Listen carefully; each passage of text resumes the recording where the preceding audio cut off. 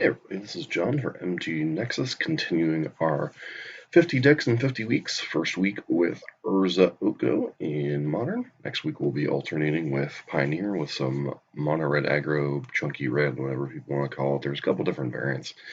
We'll be covering that probably starting on Monday. But this is a variant of the Urza Oko decks that we've been playing.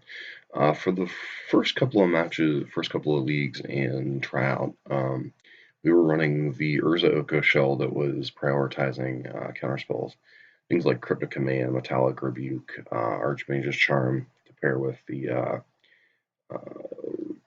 make sure I get the name of the card right, Mystic Sanctuary to kind of put your opponent on a soft block once you got your sources of card advantage and Oko or Urza going and putting pressure on your opponent and then using things like Emery to kind of keep the ball rolling. So this one's a little bit different.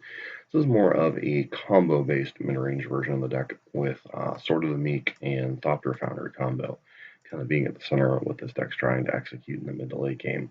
To that end, there's no filler like Icefang Coatl in the main deck. You don't have any additional counter spells or anything. You're using a couple copies of Thoughtseize to potentially disrupt your opponent or draw out a counter spell. And then you're using Thoughtcast to help find your additional combo pieces, as opposed to something like War of Invention that can be a little bit clunkier. Thoughtcast obviously can cast on turn 2 or turn 3, draw a couple cards. Basically, you're trying to set up a combo with Thopter Foundry and Sword of the Meek, and if you happen to have Urza in play, it's just an infinite combo. Allows you to tap the newly created Thopter, or just tap the sword itself, not even tap the Thopter, and just continue the chain infinitely. So it is an infinite life, infinite damage combo, basically. Really no way your opponent can interact with it unless they have like a Rest in Peace or something already in play. As long as you have a mana to tap, there's really no way to disrupt it with things like Surgical Extraction or any of that floating around. So the combo can be very difficult to interact with, making it one of the more devastating finishing combos in the format. Beyond that, kind of the same shell, using Gilded Goose and Mox Opal to accelerate your quick plays. Turn 2 Oko and turn 3 Urza are still devastating even if you're not backing them up with counter spells. And then beyond that, obviously you have to stretch your mana base to a third color, so to that end there's a Snow-Covered Swamp in this list, as well as a copy of Watery Grave to be able to cast your Thopter Foundries without drawing a Mox Opal or a Gilded Goose. Beyond that, sideboards a little bit differently, obviously. This version, Blood Moon is something that's popped up in some of the Urza Oko lists, even the ones similar to what we were playing for Canister's list, to fight the Amulet Field decks. Or sorry, the Titan Field decks, not Amulet Field, which are basically an amalgamation of Amulet Titan and Valakut decks. They try to go over the top of the Urza Oko decks by just putting a bunch of zombies into play turn after turn after turn and daring the Urza decks to grind them out. So Blood Moon's kind of become a tool to help fight those decks. Also good against decks like Amulet and Tron, taking the place of things like Dampening Sphere and stuff, but a much more devastating card in those particular matchups. Veil of Summer here to help protect yourself against counterspells, along with Mystical Dispute. Especially important now that you're not having any counterspells in the main deck, help protect the combo against more controlling decks. So your control matchup is probably a little bit worse in that regard. Dread of Winter. You're playing them a little bit slower of a mid-range game. You're not using things like Cryptic Command to lock down your opponent's creatures. So you do need a pseudo sweeper against decks like Elves, decks like anything that's trying to bash you to death. So this could come in against things like Burn, could come in against things like Elves, could come in against things like Humans, etc. Battle at the Bridge is a very interesting card. This is an X spell that allows you to give a creature -X and gain X life. But it does have improvised, so it works out quite nicely with your artifacts, even if you don't have something like an Urza in play. It allows you to kind of leverage having a bunch of artifacts lying around. And then Abrupt Decay Assassin's Trophy allows you to kind of disrupt your opponent a little bit more. And then 2 copies of Icefang Coatl. We saw how devastating Coatl can be in a lot of matchups. Trading 1 for 1 with what a lot of what your opponent's doing, kill a Tarmogoyf, kill a Death Shadow, while still gaining value, especially in a deck full of snow permanents that you're trying to leverage with Dread of Winter and Arkham's Astrolabe. Anyway, as a friendly reminder, if you like what you're seeing on the channel, please consider subscribing, giving us a thumbs up, and leaving a constructive comment down below. And this will probably be the next to last league, we'll probably be doing one with the Karn Urza deck. I will in the future be revisiting this deck on occasion. This is a deck that at least as long as it doesn't get banned this coming Monday, which is another consideration. A lot of people are thinking Oko is going to get banned the first official ban update of Modern in January here, but I will be revisiting these decks from time to time. So just because the week is over doesn't mean I won't be revisiting these decks. I'm just not quite sure how I'm going to fit them into the schedule on a consistent or inconsistent basis. But for those of you that are joining the channel to watch specifically this deck or these specifically archetypes, I will be revisiting them from time to time to see their positioning in the format. That said, let's get into some matches. Hey, we're back for match number 1. I decided to try out the Modern challenge since it was just happened to be as I was signing up for this. So, planes go. Leads me to believe that I might want to use my fetch land here.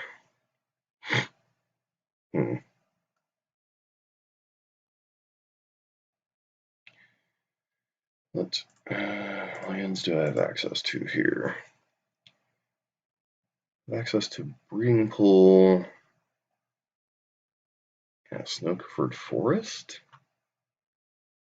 So the Breeding Pool is already in my hand. So we go this, this.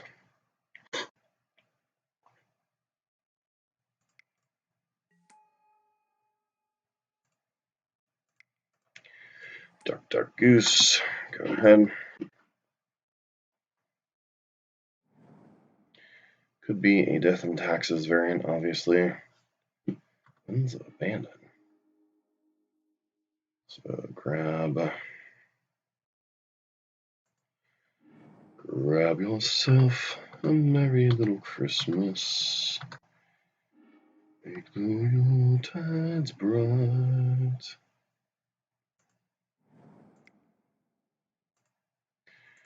From now on, your troubles will be out of sight. Not quite sure what my opponent will be up to, so just going to let them do the thing. Oh, so Chromatic Star when it goes to the graveyard, you draw a card anyway. Now we're just looking for one of our payoffs.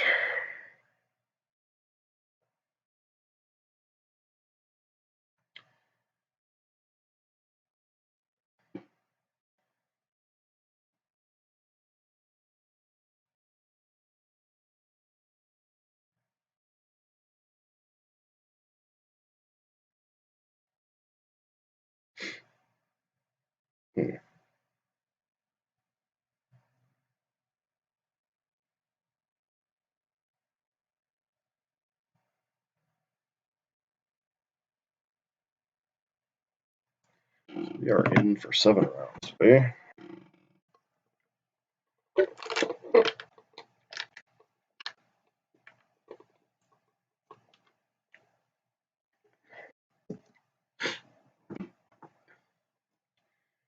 you got over there, friend?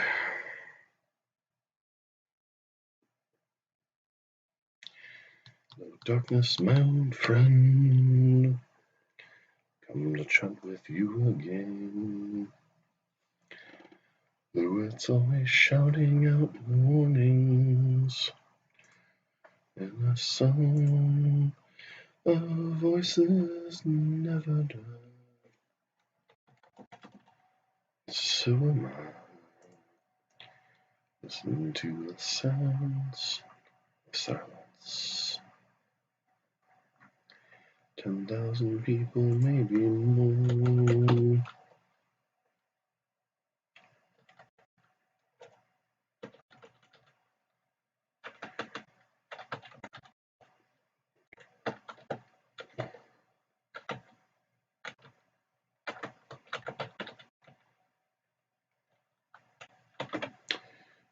Shouting warning. So their only notable finish is with Blue, Red Delver, and Pauper. Alright, that doesn't tell me a whole lot about what they could be playing. So, could be Soul Sisters? type of death and taxes variant. I don't know. Hopefully they'll get back and we'll be able to find out. But we have engineered explosives as a catch-all for anything that might be able to play. Because obviously we can do 1, 2, 3. New engineered explosives up to 4, so that covers against most of the format. Pretty obvious they're not a Tron variant, so we don't have to worry about them going much beyond engineered explosives here. And beyond that, end of turn, get to crack this, make a Thopter, draw a card.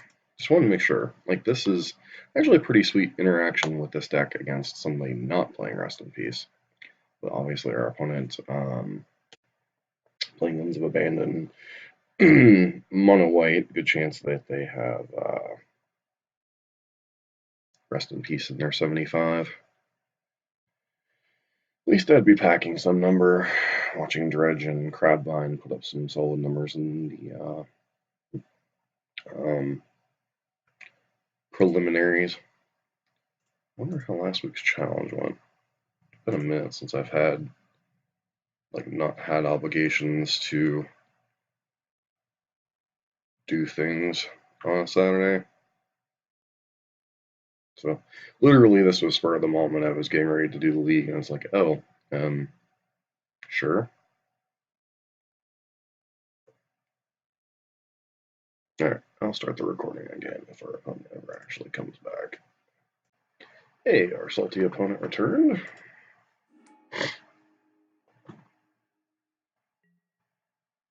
So it looks like they are, in fact, a Death and Taxes variant.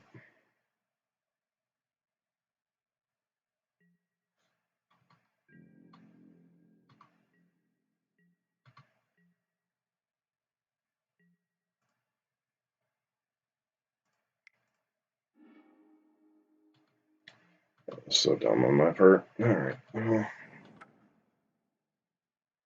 meant to make a Thopter there, but, yeah, whatevs.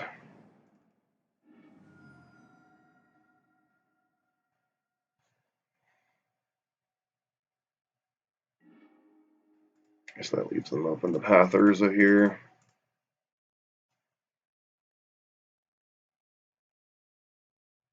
Should have a 1/1 flyer right now. Could make a difference.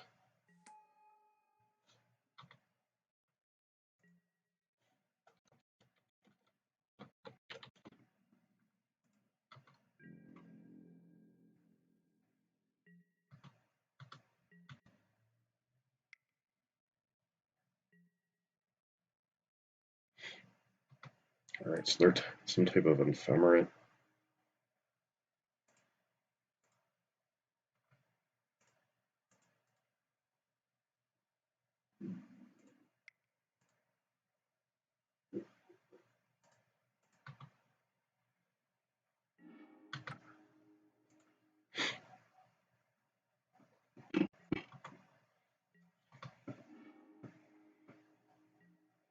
Alright, see what they take this turn.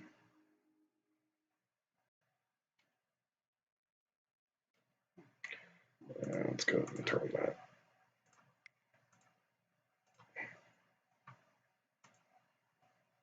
Wow, on-token artifacts. Alright. How many small puns can I make?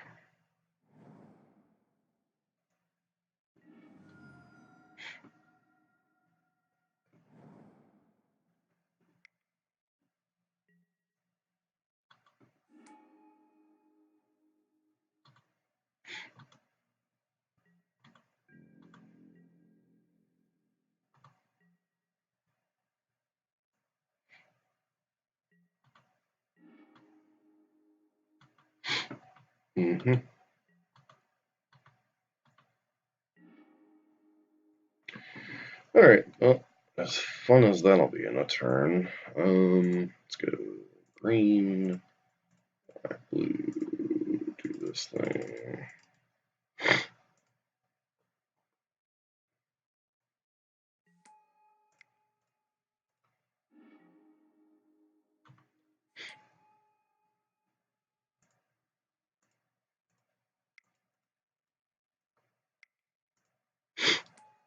Alright.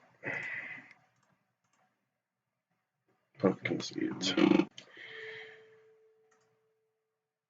Nice to understand. So, some style of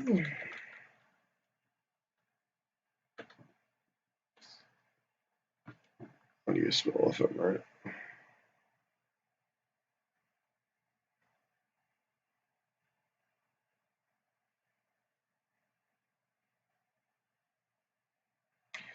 EPH.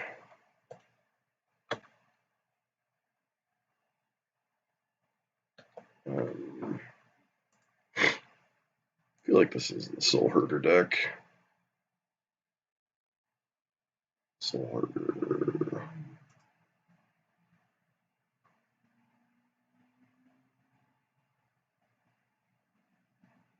So I probably feel like we're playing Rest in Peace, so I want Abrupt Decay and trophies. Probably can take out the Thoughtseizes here. And what other card is kind of face of potential Graveyard Hate? Obviously, we don't want to take out the combo. That's our main way of winning.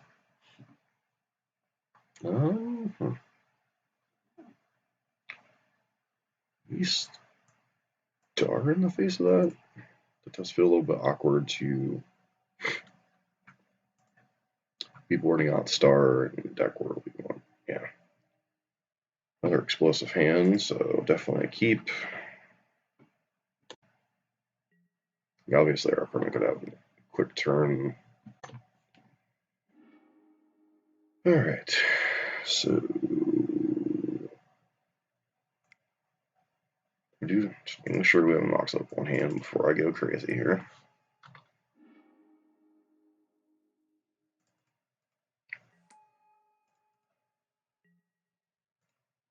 And Emery. Some unfortunate stuff to mill.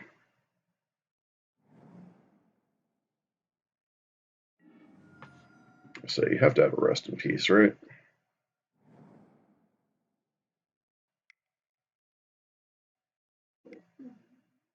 Charming Prince, sure. So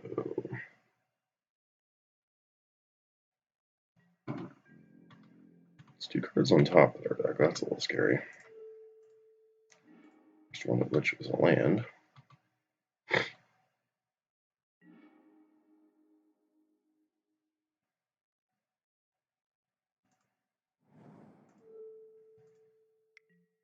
Back that, cast that.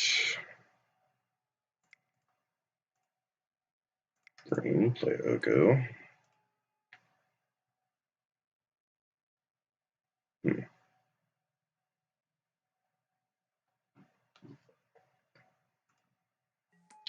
Yes, for now, let's create a food token. Pass turn.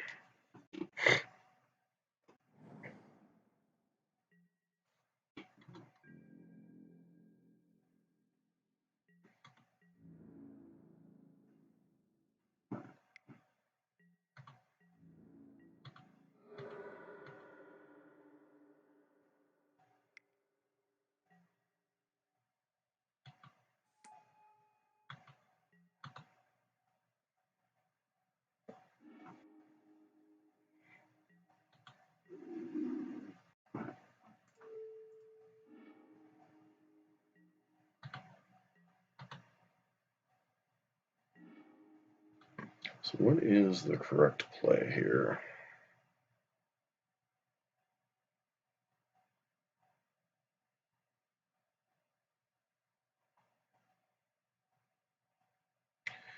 So I could E for 2 and blow it. I think that's just our best play, right?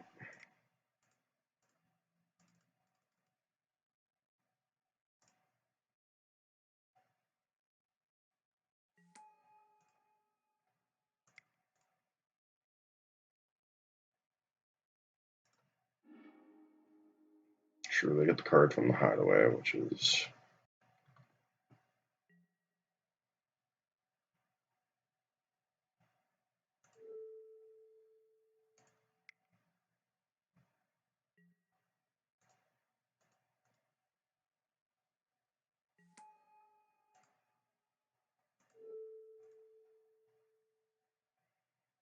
Start slowly beating them down here.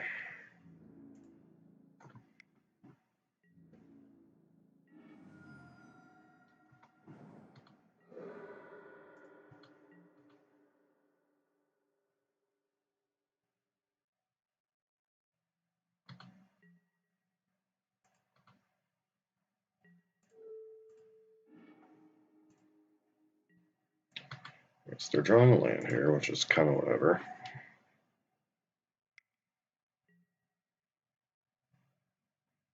Sure.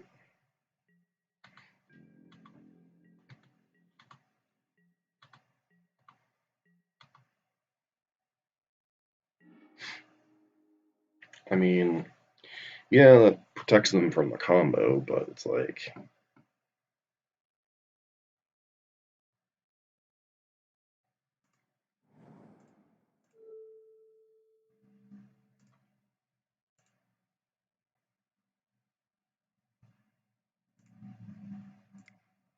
yeah, playing a sword right now doesn't make any sense. So let's commence with the beatdowns.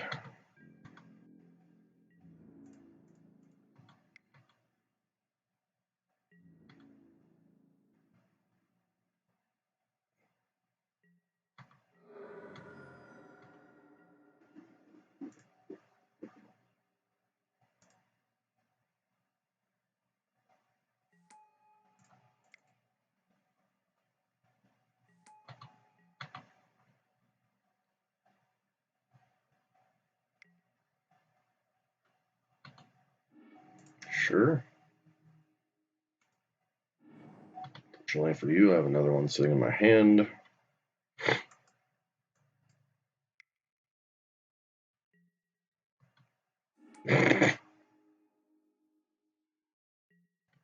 Sure.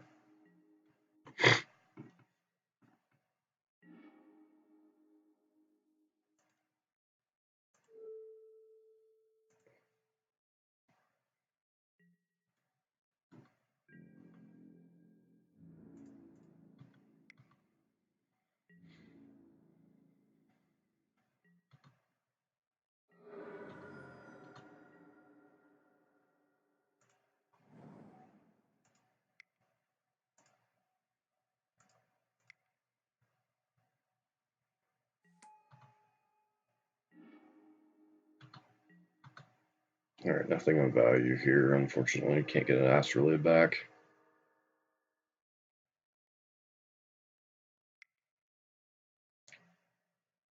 Sure.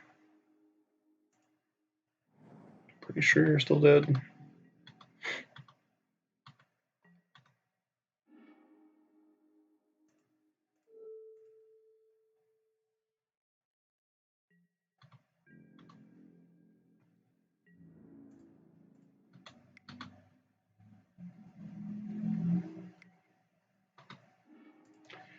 And they're fighting the good fight, I'll give them that much.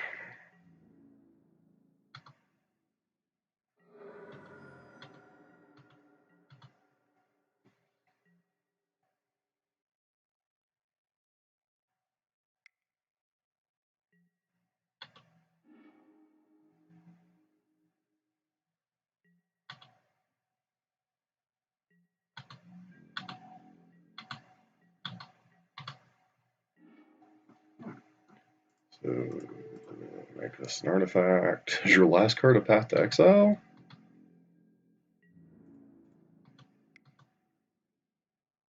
Alright. Interesting deck from our opponent, but did feel like they were a little overmatched there, even with cards like Stunning Silence and potentially Rest in Peace in their sideboard. So, anyways, on to the next match. We're here for match number 2. It seems a little less obvious. Obviously, we have a Thopter Sword combo. And if we happen to draw... Yeah, I think this hand's worth keeping. Like, it's a risk, obviously, with just the one lander, but I think a second land, this hand gets unlocked pretty quickly. So, like I said, this is a gamble. Once upon a time, especially if this is like Amulet.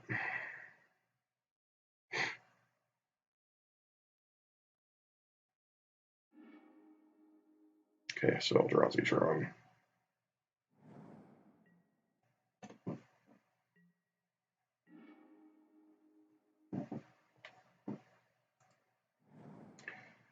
So I guess we get blue here.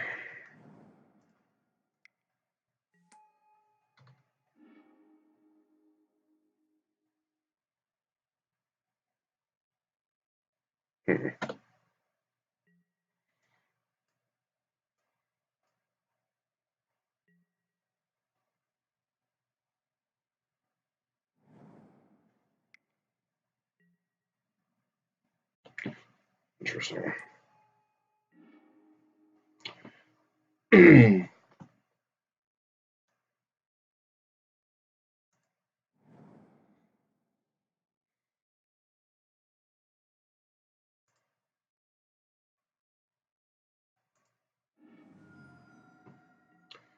So I guess I can get this here. Question is, do I just run out foundry? I think I'm supposed to run out foundry here. Because like this presents our opponent, if they thought not us, with the choice of either taking Oko or Sword of the Meek.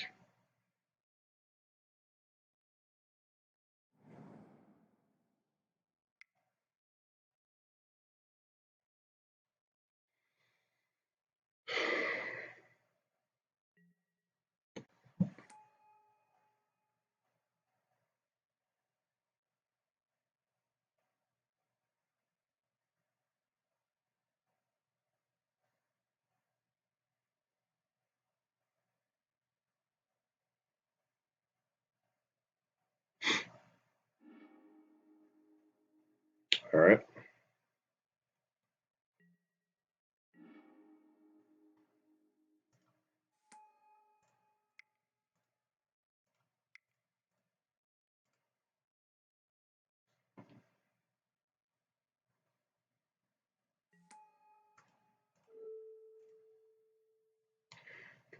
A 3/3. Last turn. Obviously, if they reality smasher us here, we're going to be a little bit sadder.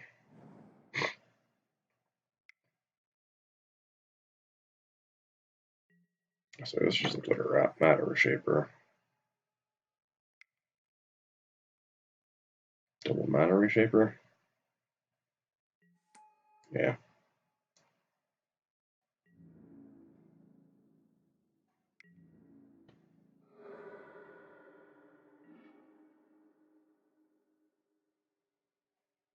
Interesting choices.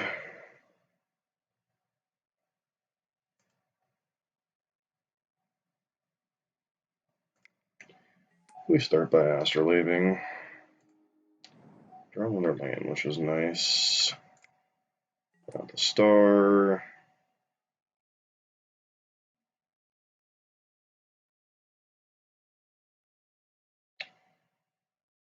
Just gonna play on Emery here. Astrolabe's not terrible.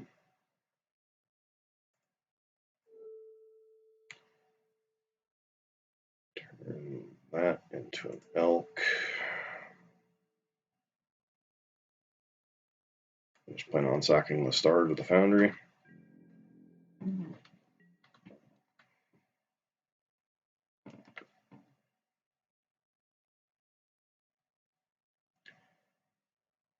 Felt like they didn't have Smasher if they were going after Sword of the Meek. Like, I think that's actually a tough decision on their part. Like, which card's actually more annoying?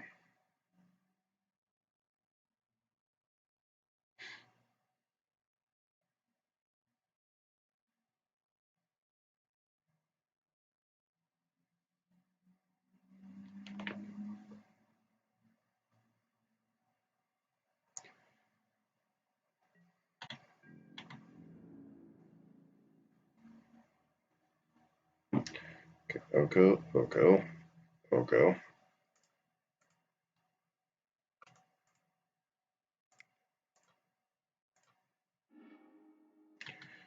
Draw a card first, which is nice.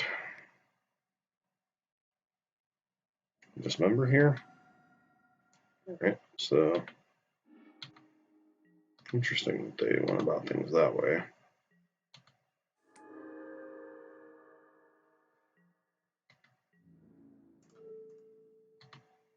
Let's make this trade off since it goes down regardless. So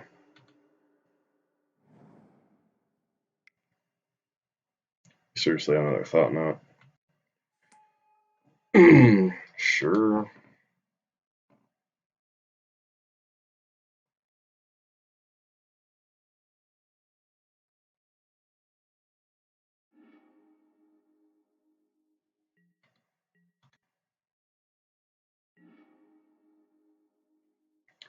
There's another foundry gain us. Not really a whole lot, honestly.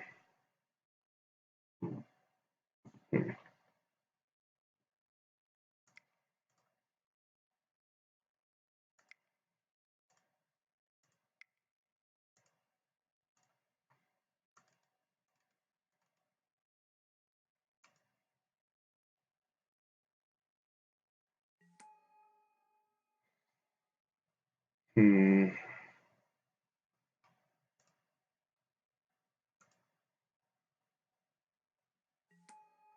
Get that out so we can make a blocker. At this point, we're just basically trying to buy time.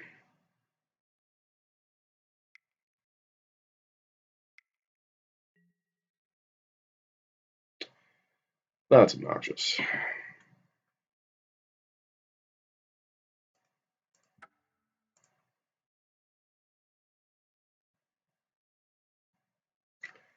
Fair enough.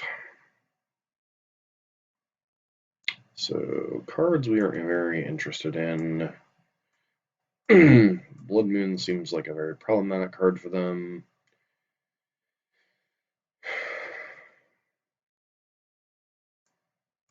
Like, Thoughtseize could be reasonable. Trophy seems like it could be okay. Coatl seems like it could be okay.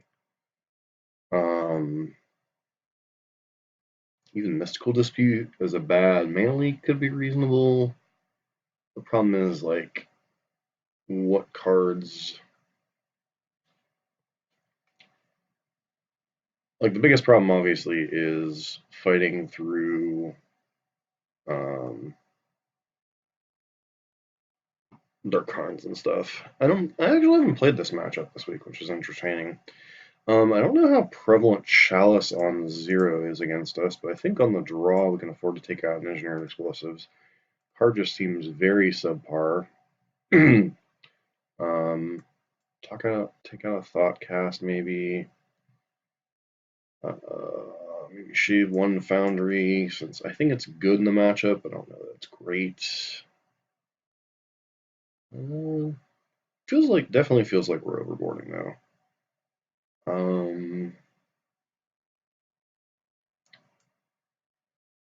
think Thoughtseize is like, so like the card we can't beat is Karn-ish. Like if we're head on board, we can beat Karn, but if we're behind on board, obviously we can't. And probably one more cut here. Don't want to go down too much on cheap artifacts, but is it just Star here?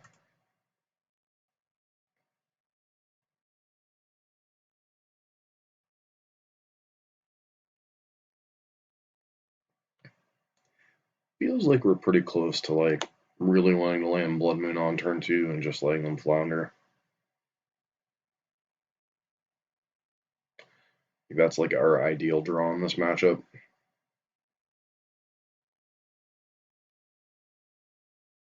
Like, I mean, we lost our Sword of the Meek, which certainly would have helped, but I'm not sure the combination of Karn plus everything else they had there, we would have been able to beat that even with Sword. Depends on how many Thopters we would have been able to make, I guess. Because, like, we just jam Sword and then continue making land drops. Probably have a decent shot. What does this hand even do? Short answer is not a whole lot.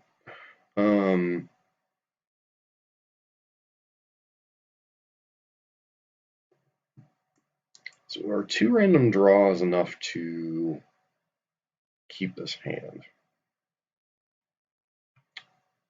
I guess.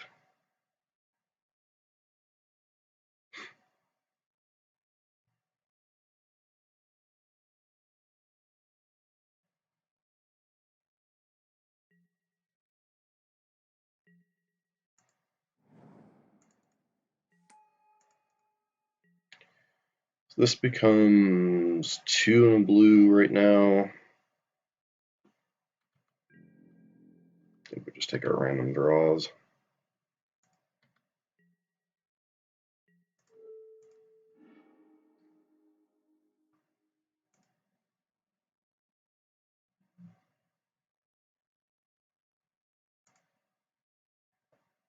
Doing this during our upkeep to avoid. Alright, Blast Zone's potentially annoying.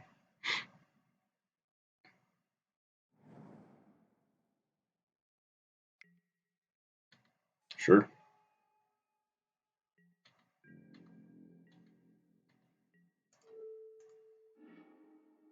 Just remember. Alright, there's part 1 of the equation. Sure, whatever.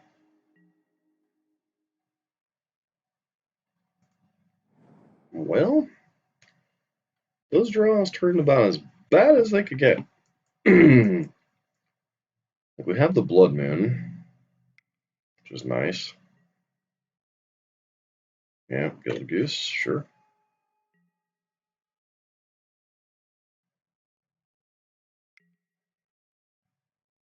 Yeah, whatever, dude. Alright, Opal's not, like, fantastic here.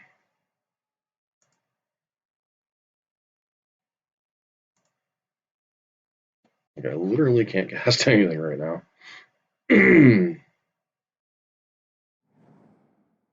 Oh, we're going to get Thought Knot Seared.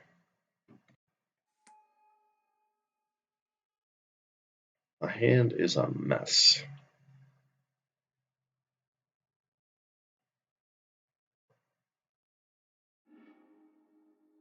Take Oko. Alright.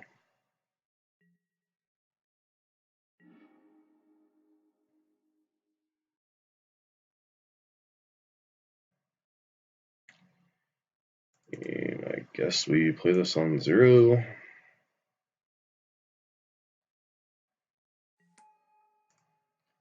I'll cost 2 in a blue. Guess it depends on what their follow-up is here. Maybe we'll be lucky and then I'll have a follow-up.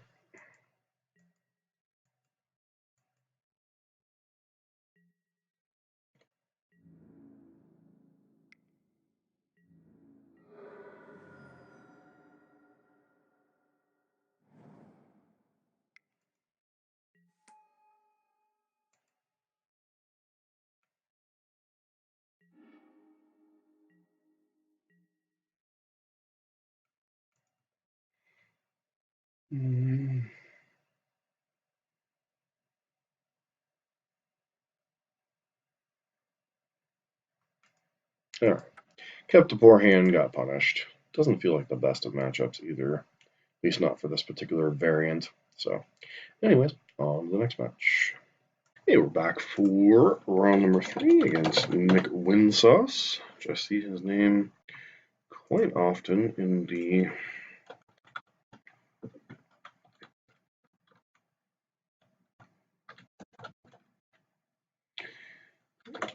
sauce.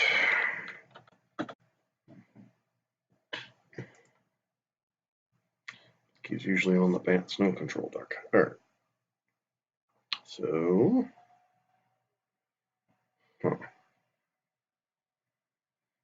don't think this hand's good enough. It's a little bit clanky.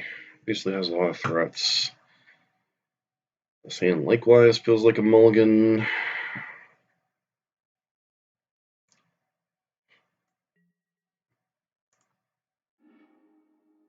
This hand feels a lot better.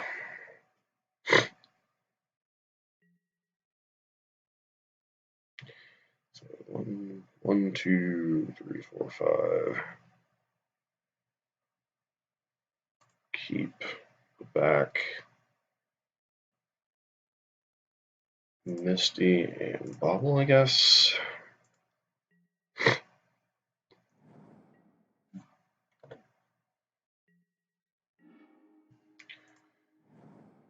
So, Astrolabe.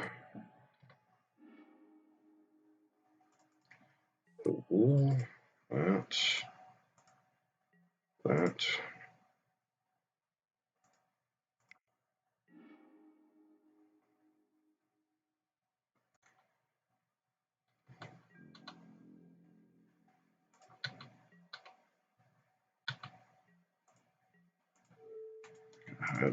Hit them with a bobble. Let's draw Field of Ruin.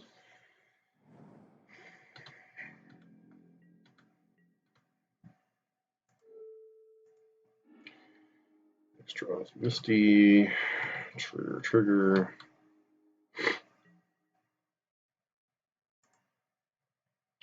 Can we power out an Urza this turn? I don't think so.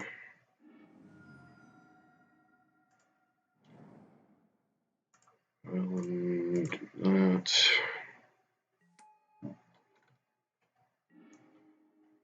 Their Thoughtcast.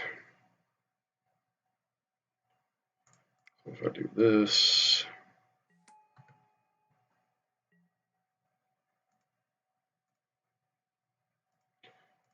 it's kind of absurd.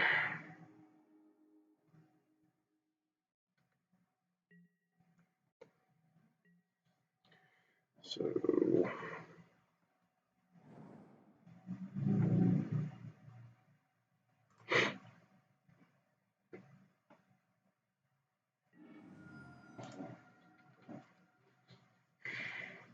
be interesting to see what he runs out here, or she. We're about to get Okoed to Fairy. Alright, just bounce it. With the Goose. Alright, sure.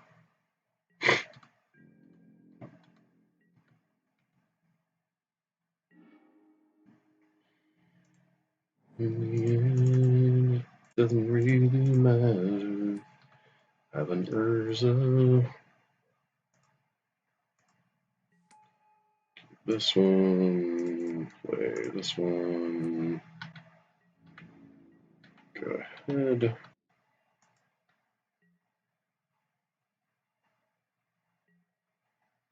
Alright.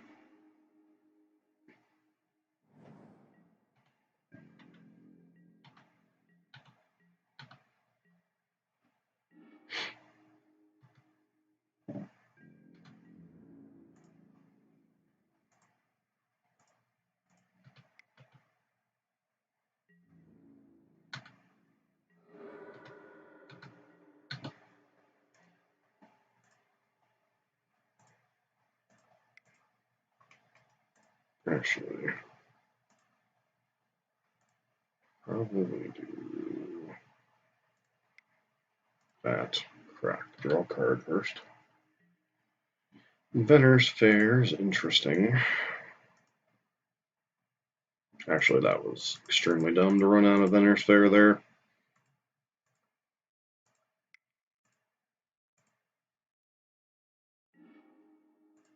Yep. Now our opponent gets to Field of Ruin us for pretty good value for them. Just to fix their mana, unfortunately.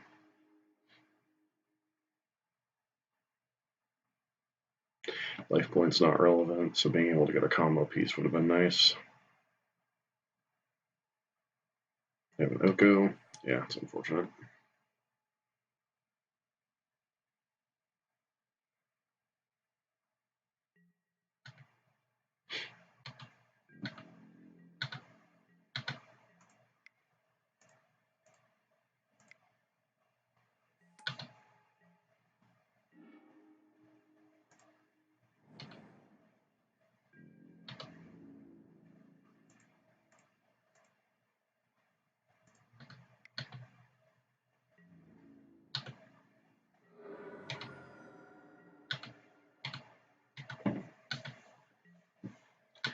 do have Supreme Verdict in their deck, which is unfortunate.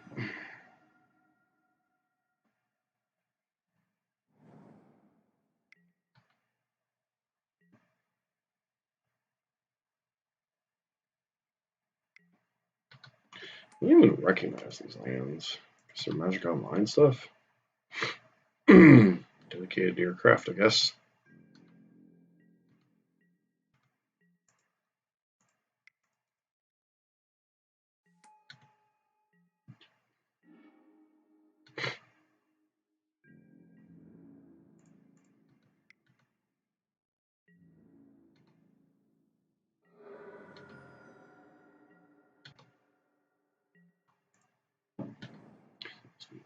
Run out these. All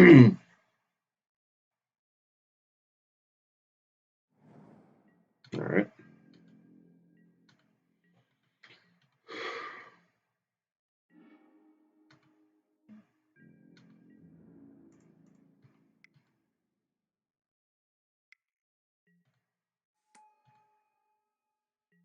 All right, so we get to trade with that.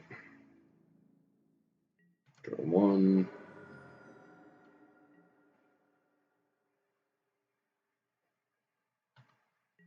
There's Total Engineering Explosives in our hand.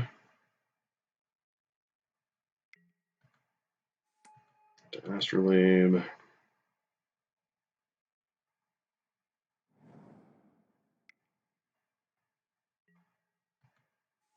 Alright, so they have a Jace. There's Brainstorm.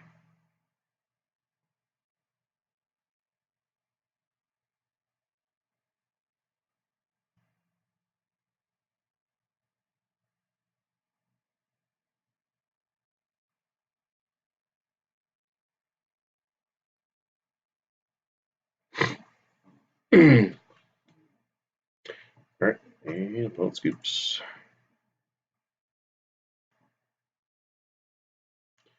So, what cards do we want to bring in? Feels like a Mystical Dispute. Veil of Summer matchup. Is it a Trophy and Abrupt Decay matchup, though?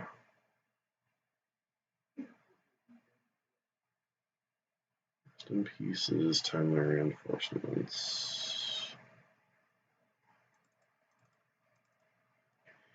Guess we bring in those. Star can go. Thoughtseize is fine.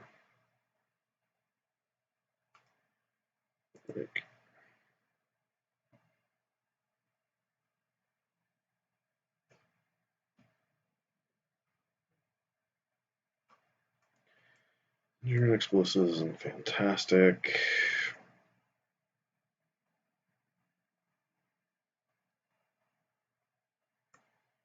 What's this? This might be a Gilded Goose out matchup-ish. Obviously, we don't want to go too far down that rabbit hole. I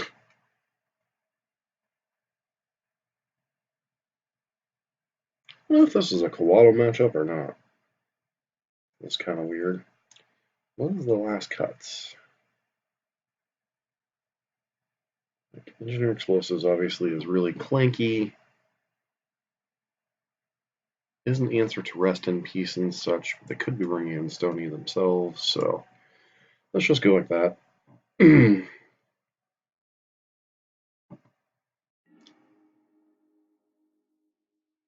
does this hand do?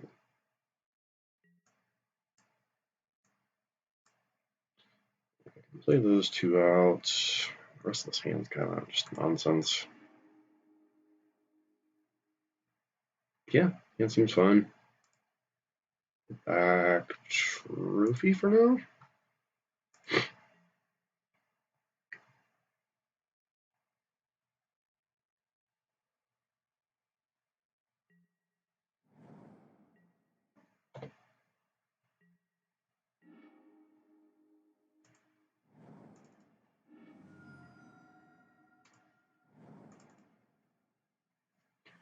Let's see our opponent forcing any of this nonsense.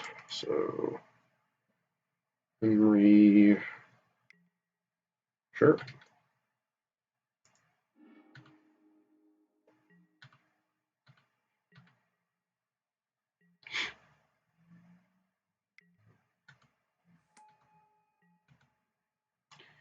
Yeah, that was a reason to Thoughtseize on one.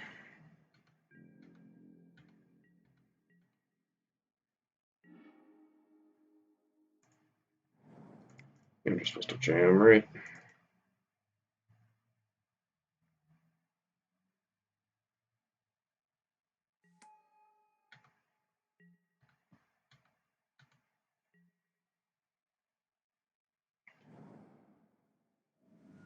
Guess they cut the fairy bounce here.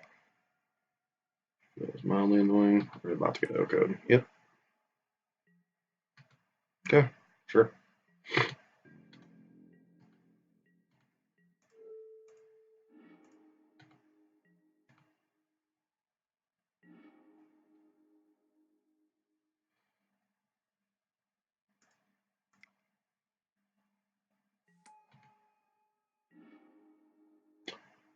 Own OHKO.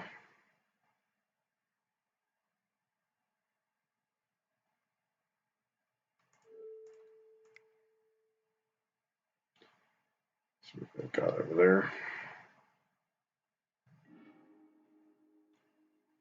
Oh, I mean, yeah, that's a hand.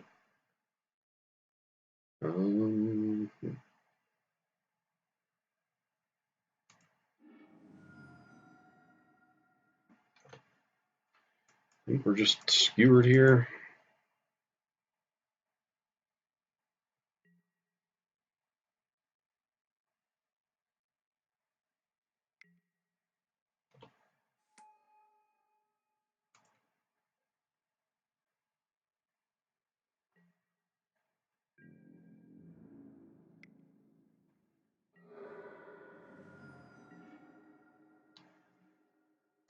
Can we thought cast? Can. Probably need a force.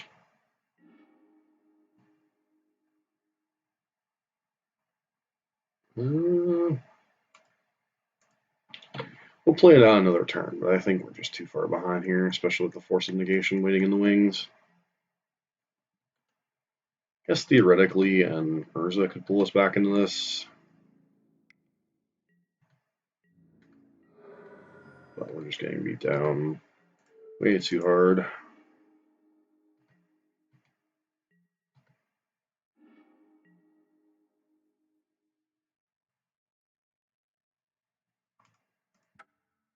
Yeah, especially knowing their hand, we're just too far behind here. All right, on to the deciding game here.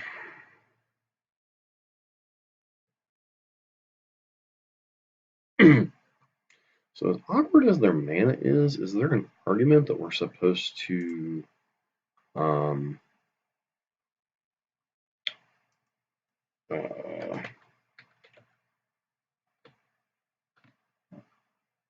potentially bring Blood in here?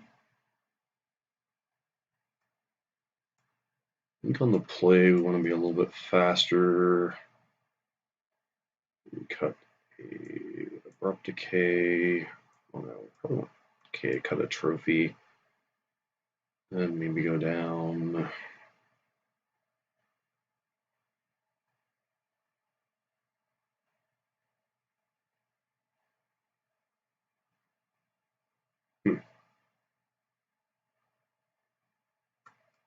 A Thoughtseize on the draw.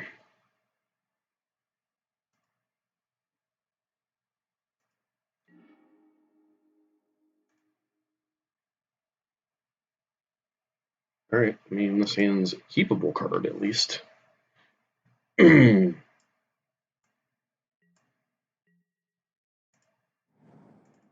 hand, I mean. Astrolabe, cantrip, go. Or Delta, sure. Yep.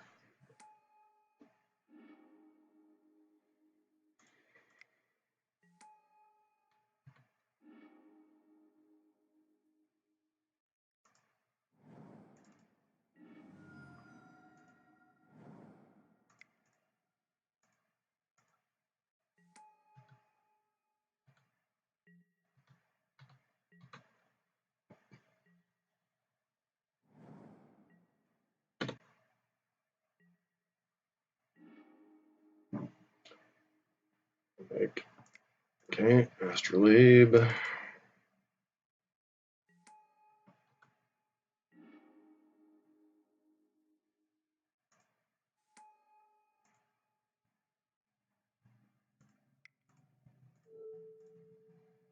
you got over there, friend?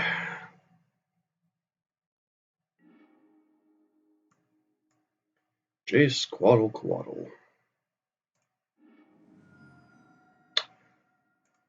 Feels like an idiot.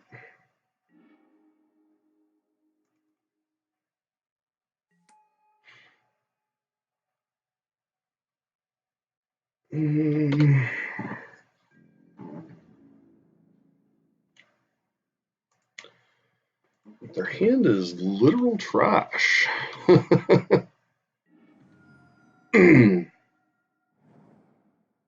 to run out of Quaddle, that's fine.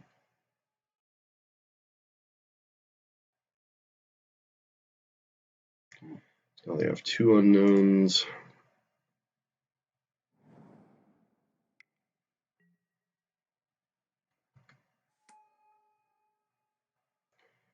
Hopefully, I was gonna say, hopefully they just make a, whatchamacallit here. Take the hit.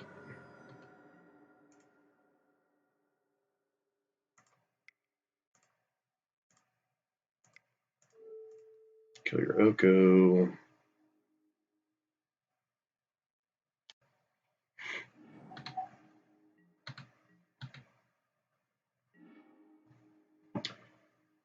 Bing, bing, bing. Jam our own Oko. And create a thing. Do the thing.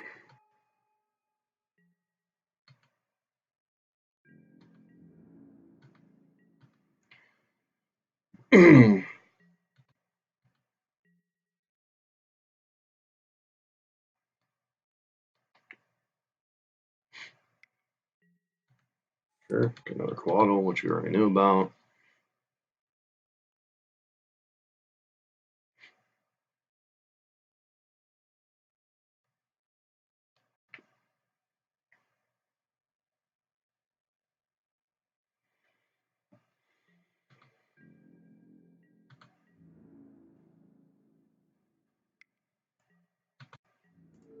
%,000% blocking.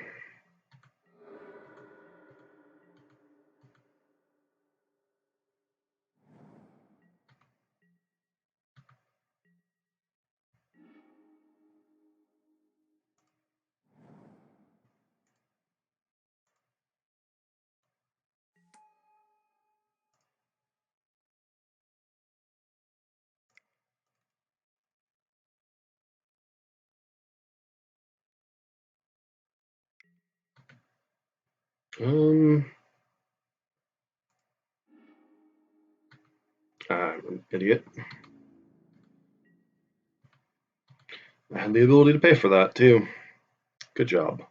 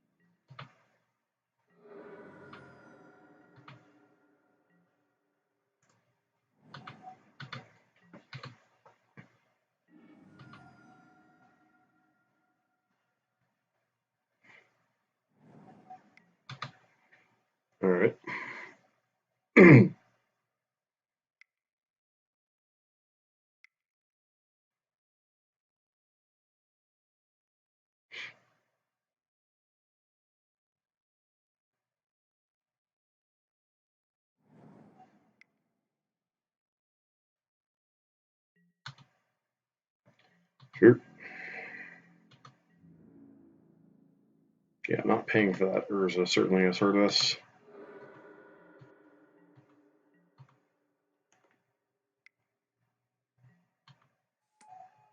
So you have your own outgo. Cool.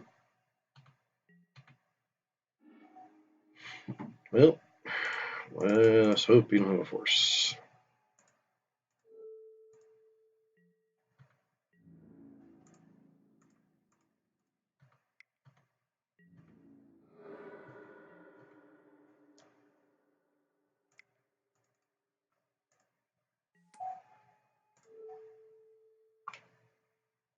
So I should take to equip.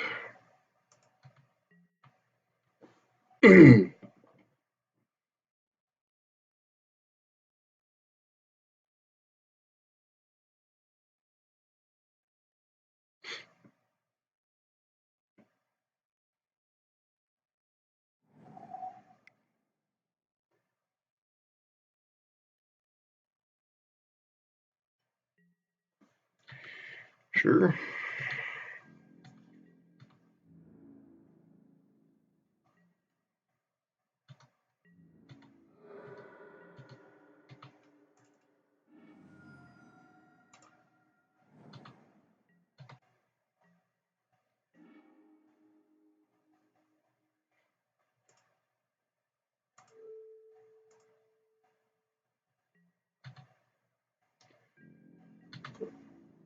That was dumb.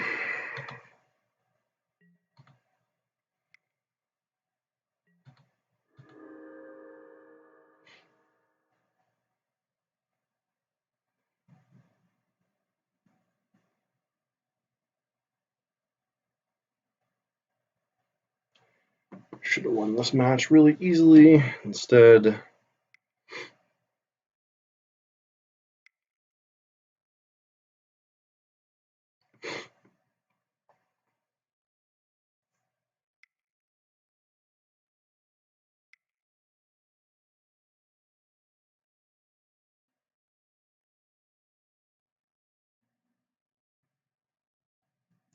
is it Jace or a Supreme Verdict?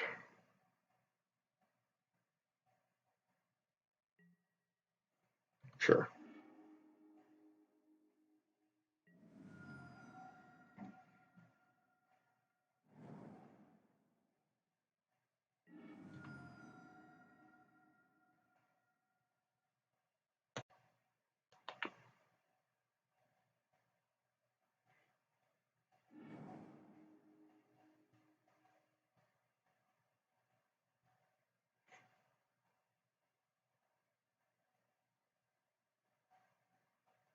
Sure.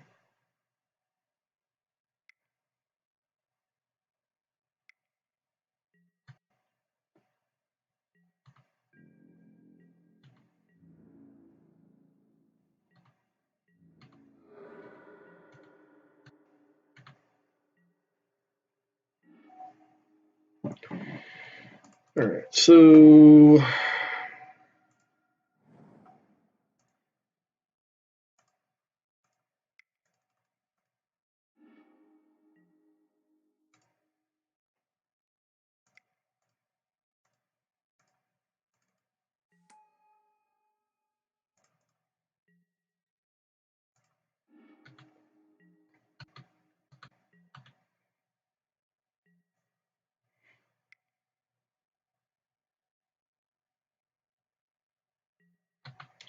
really,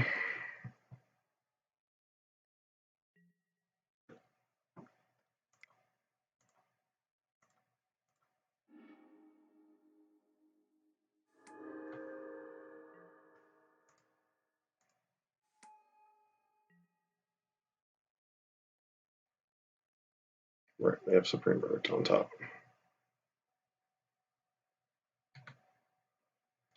So make them cast the verdict here.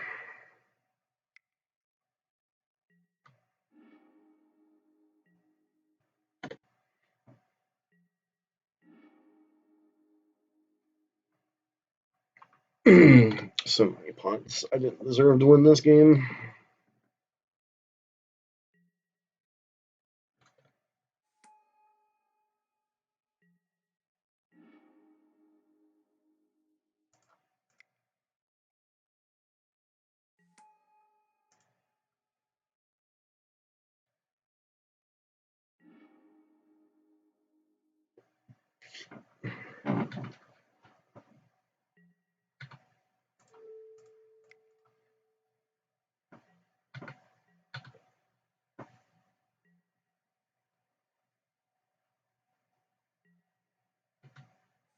Hmm.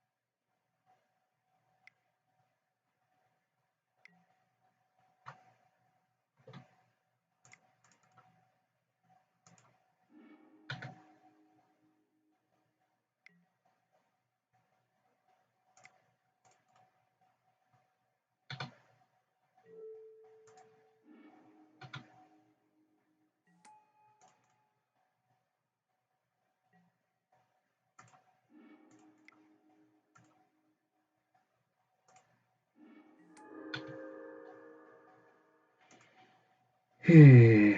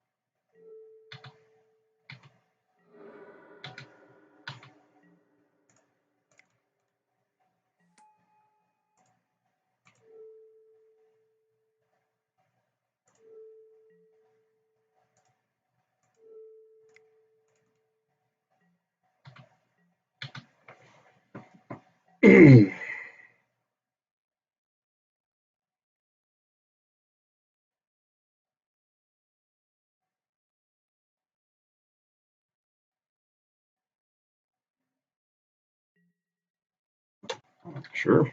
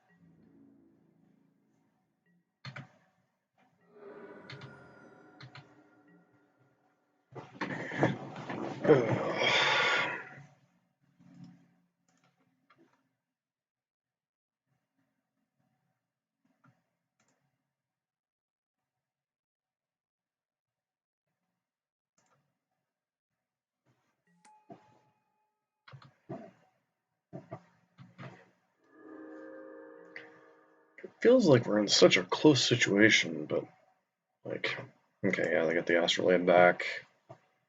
It's a neat little trick.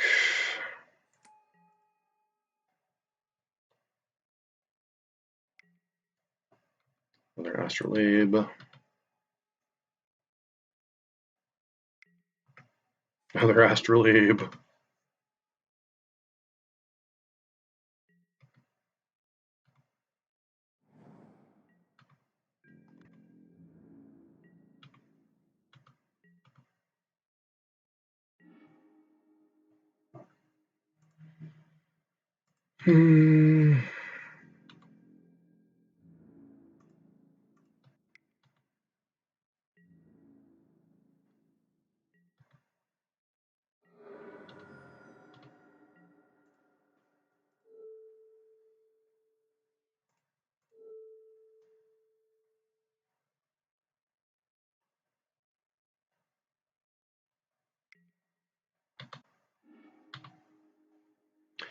That's obnoxious.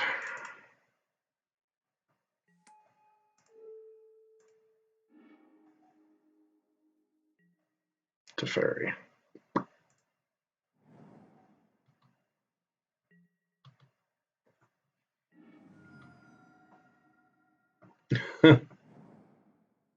Ironically, I actually wanted that card. Alright, another Oko, sure.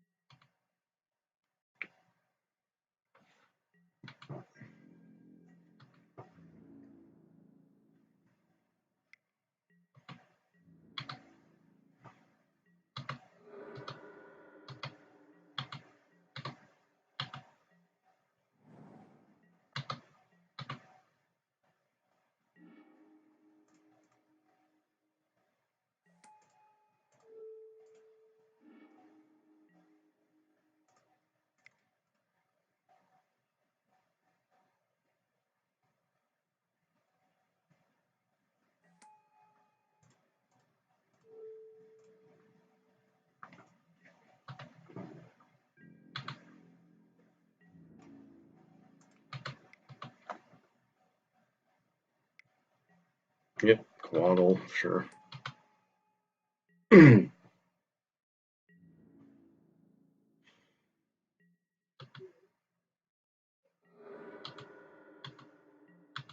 got to gain control. Nope, at least I don't get to gain control.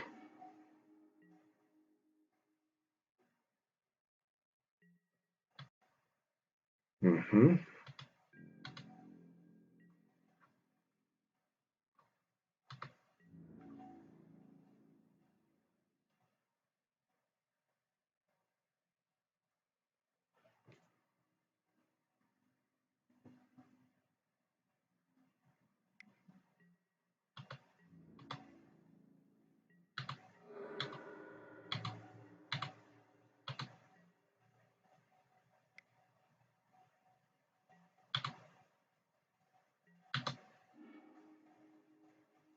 Shuts off a lot of our outs.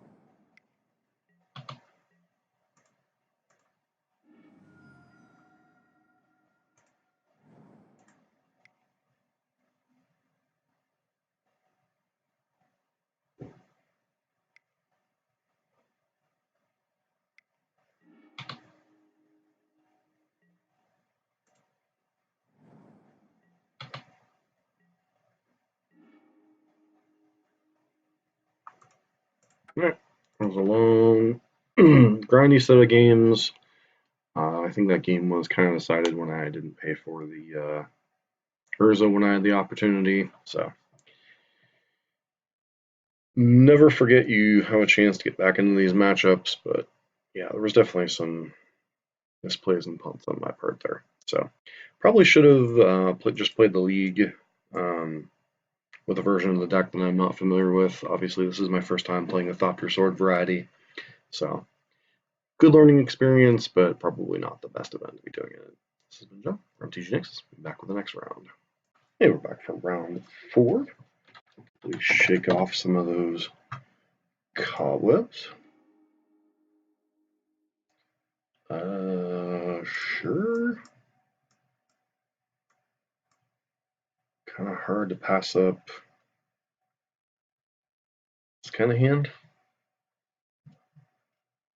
This is very much a sort of the meat combo hand. If the hand isn't good, then, you know.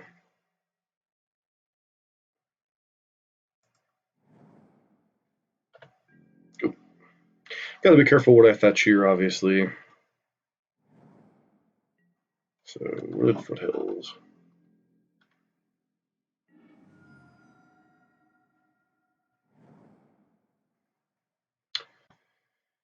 Well, Ancient Stirrings. Okay. So, some style of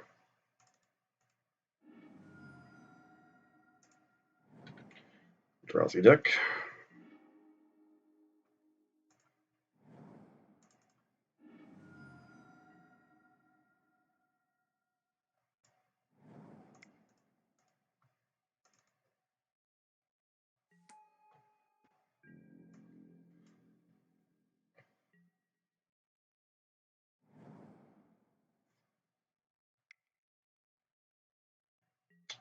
Yeah. I think you would have cast Ancient Stirrings first, but, you know.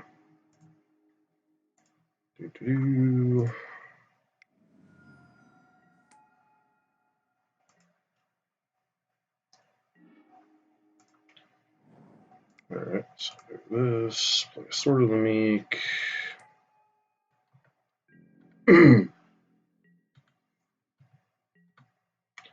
Last turn.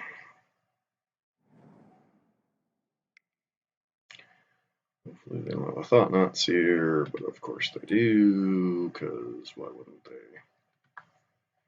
Gonna take Urza there.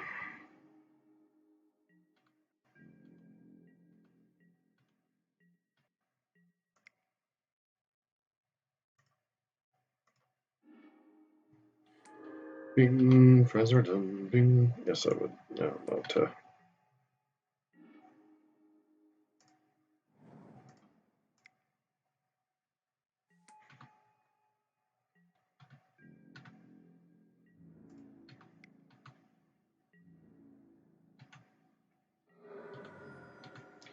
combo should also close out the game quite quickly.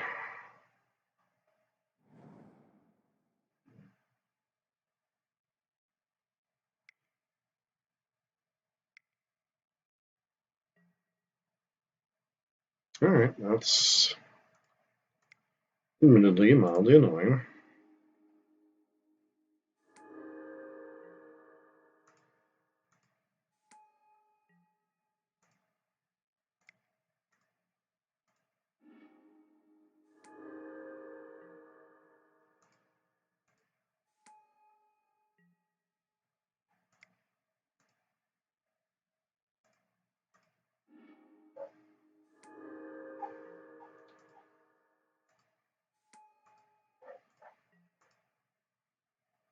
Interesting to see what they get here.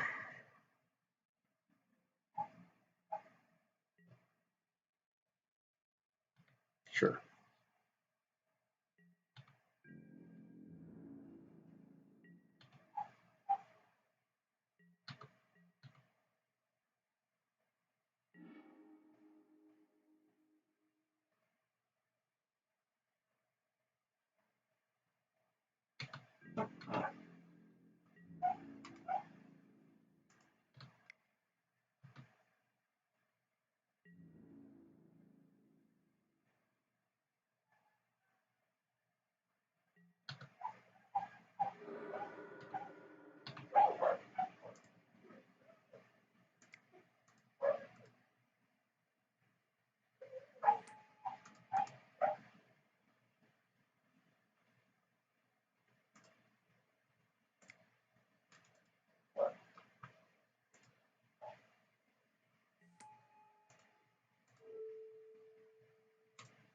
Back into the milk.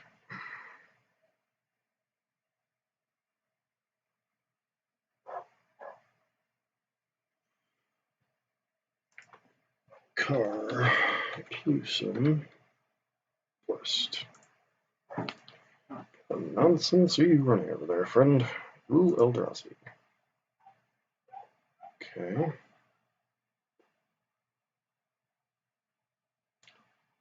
So no Karn in this particular list.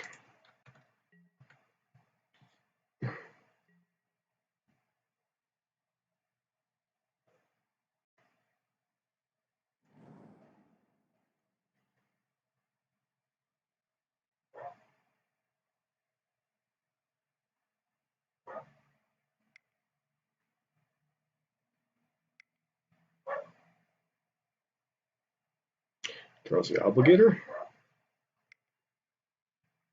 Nope.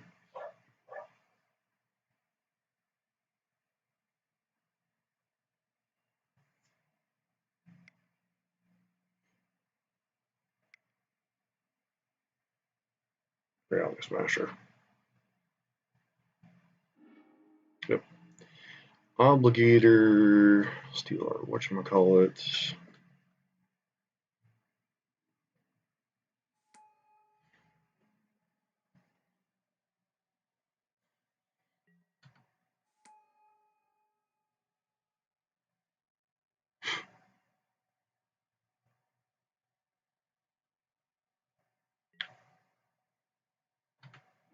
Sure.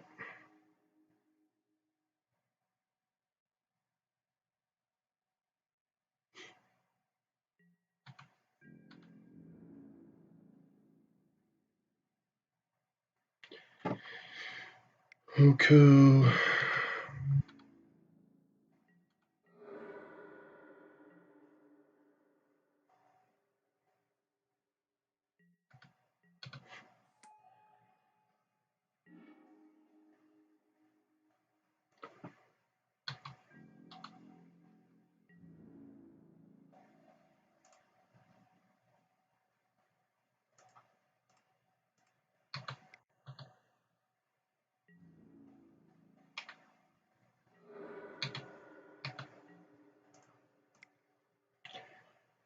All right.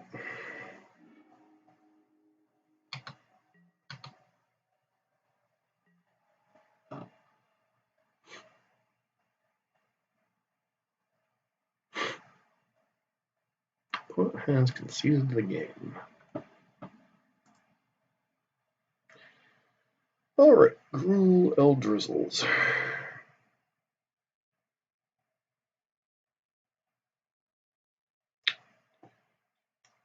So Blood Moon could be good. Dread of Winter could be good. I think we start by bringing in the Dread of Winters. Be on the draw, bring in like 1 or 2 Blood Moons. Thoughtseize. Now Thoughtcast. Maybe it's just Blood Moon we're supposed to be jamming here. Bring in trophies, go down 1 Emery, 1 E. Tilted Goose.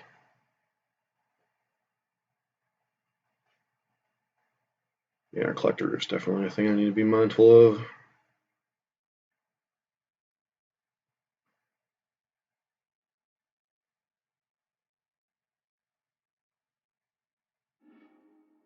Alright, what does this hand do?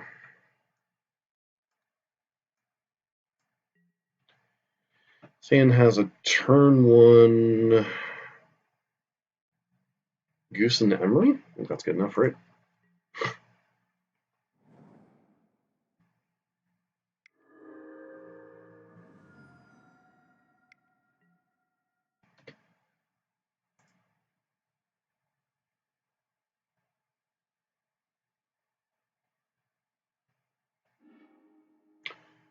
Loose in the Forest, sure.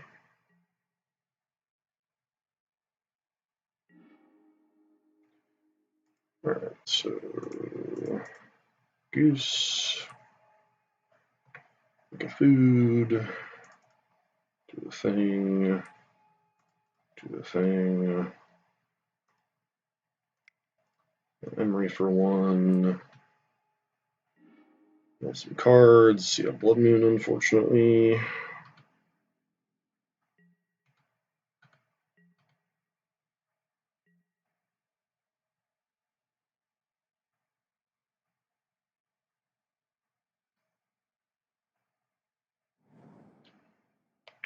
Blood Moon would have been very good to draw.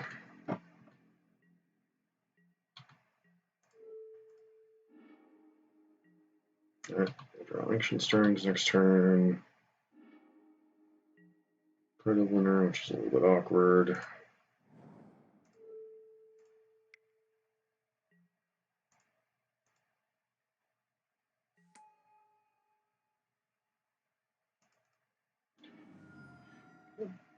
Black Source here.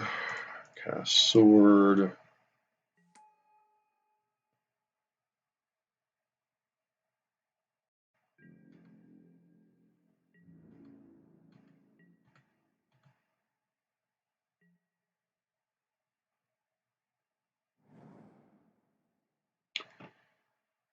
Alright.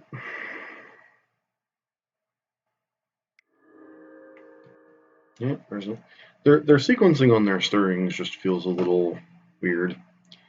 They could potentially have played a Matter Shaper here. Got their friend, Lightning Bolt. A little late to the party on that one.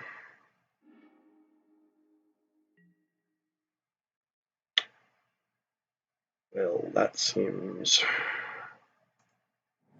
a tiny bit unnecessary, but good game, well played.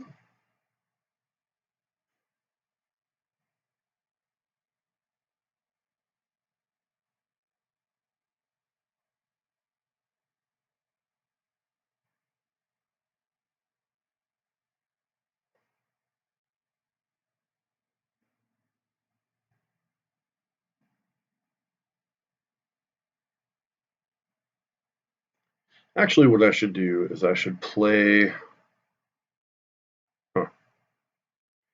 I should play out Thopter Foundry. Well, Blood Moon first, and then Thopter Foundry, because things and stuff.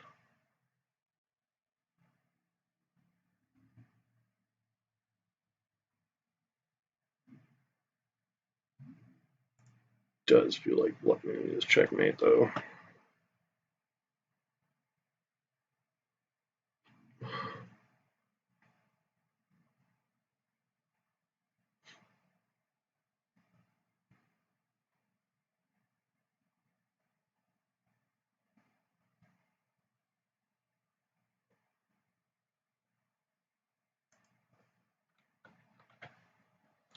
Making sure things aren't on my end here.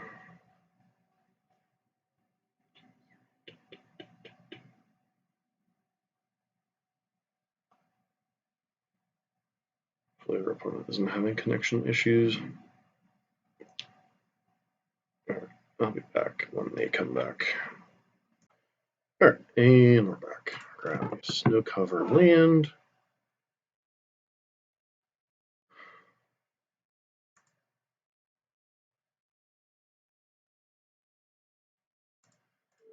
Treat this. Well,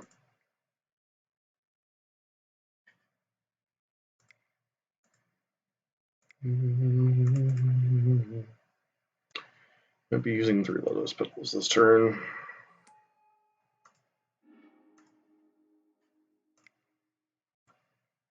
How about we start with Blood Moon? Right, bring back Thopter Foundry. And opponent immediately concedes. Alright, well, that was a short, quick, and dirty once they came back. This has been John from MTGX. This was match number 4. On to the 5th match. We're back for our 5th round. So no immediate payoffs in hand, but I still think this hand's perfectly fine. little bit heavy on the mana, but we do have a potentially explosive draw, especially if we find one of our payoffs. Looks like we might be up against a mirror match. All right. So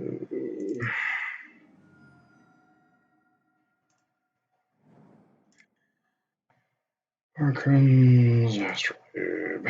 Draw a card. Foundry.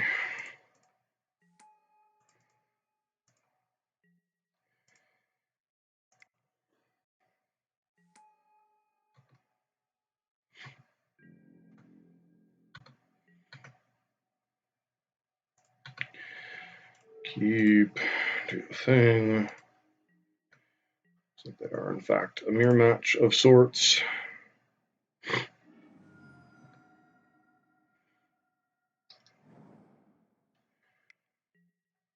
Grinding Station. No, it looks like actually they are the Kethis combo deck. So our goal is to get them dead. All right, so that. Filter in the black. Do this. Choose to do whatever they want to do. Actually, are they the Kethis combo?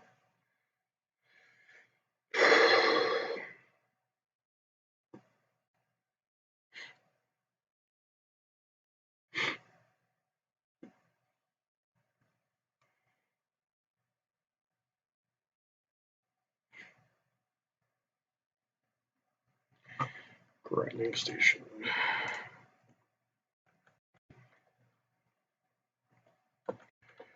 Grinding Station. Yeah, Kethis growing, sure. We are, however, not running. Right.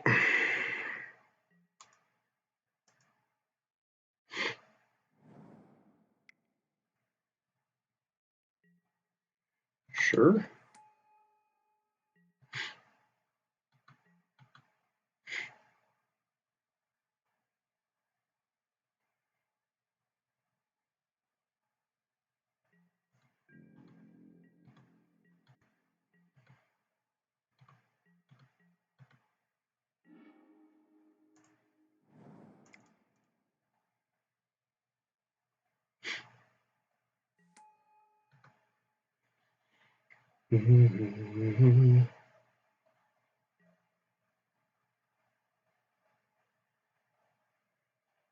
So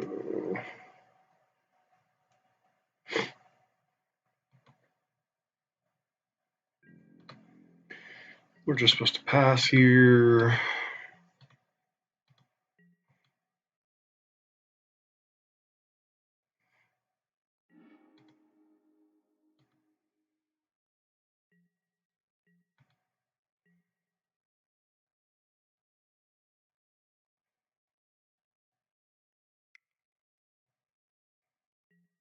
Sure. It's a unique little setup.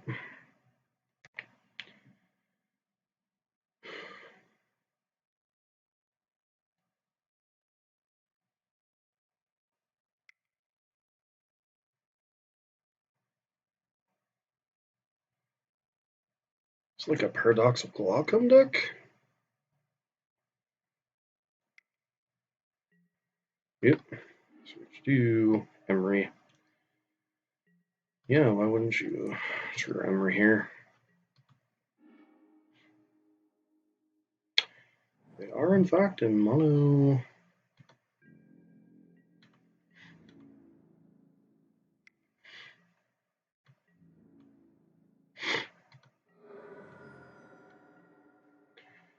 I think we're going to have to kill Emery next turn.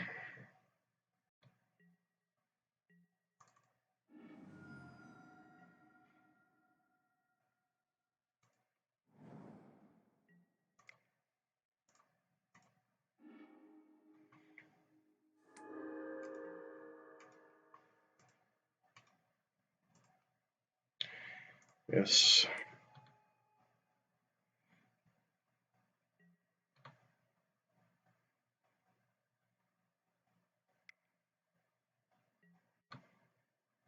Okay.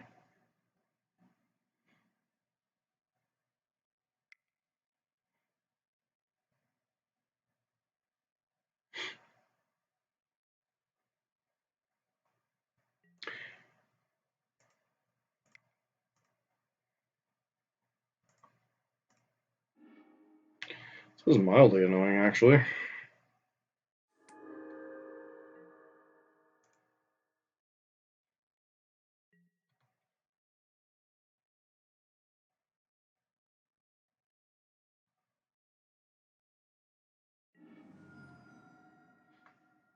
Cryptic command bounce it.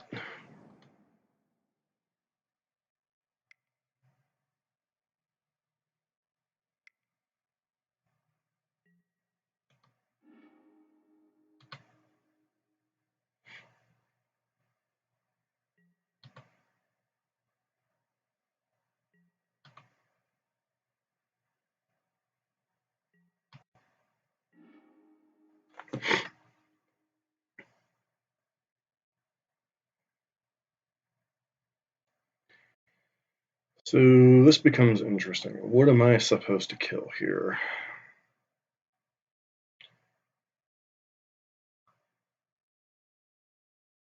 So they can E for 2 themselves.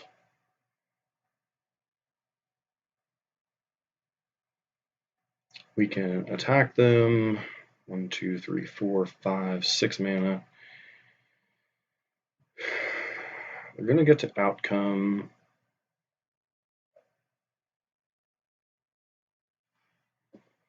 Can actually EE on 0 after we attack. Clear most of their board. And then actually Oko them. Seems pretty decent.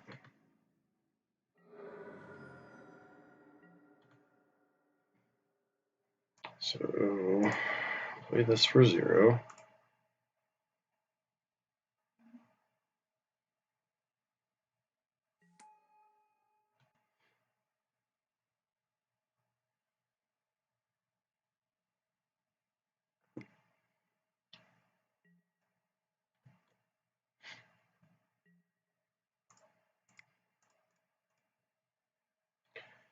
Oko. Turn that into a thing.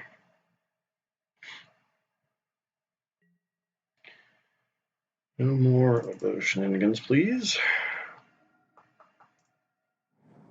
Do this. It's going to pop anything besides my...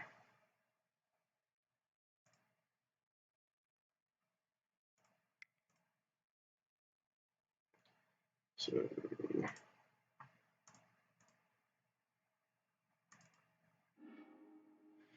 Kills my tokens.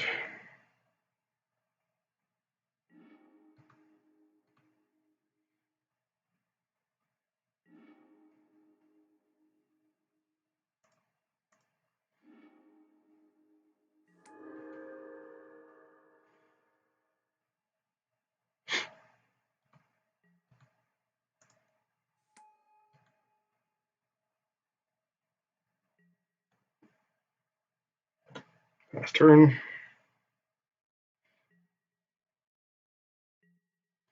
So yeah, you're drawing a paradoxical outcome.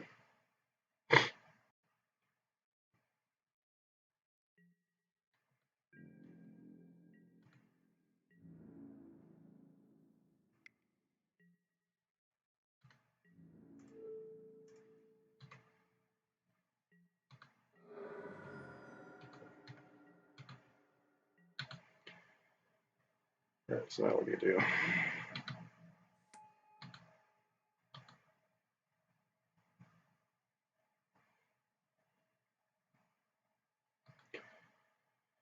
Oh, man.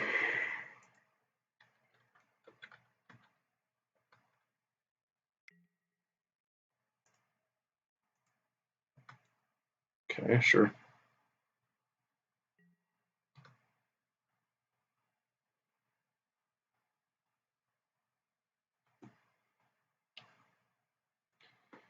So you get to, okay, E here, sure.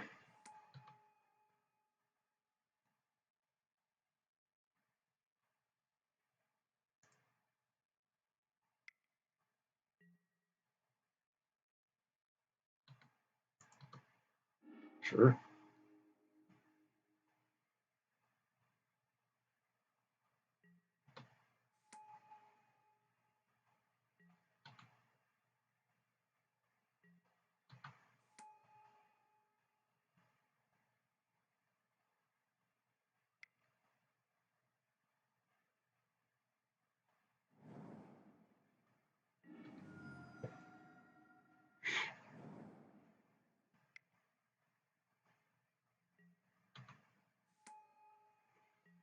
Yeah, a whole bunch of stuff. Well, sure.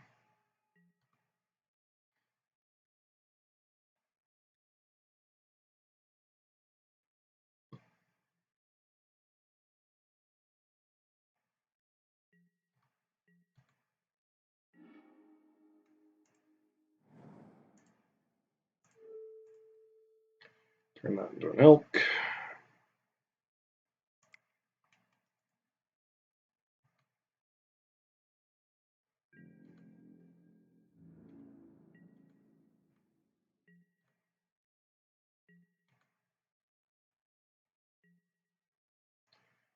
Lots of engineered explosives floating around.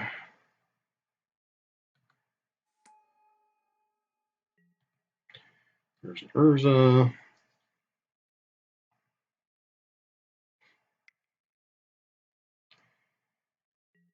Yep.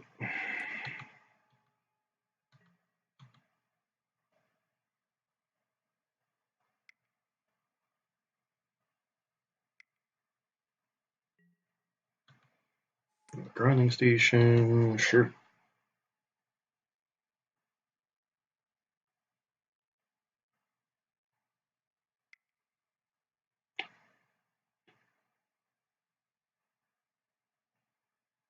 Ascendancy here. That's annoying.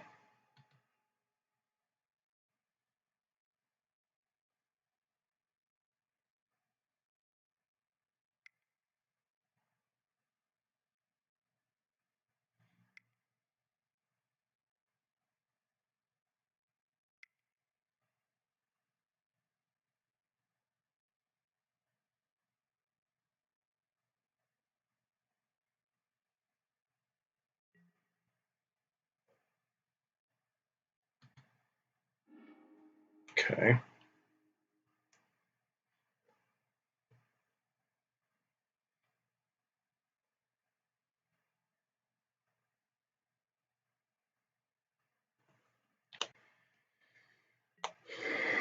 Yep.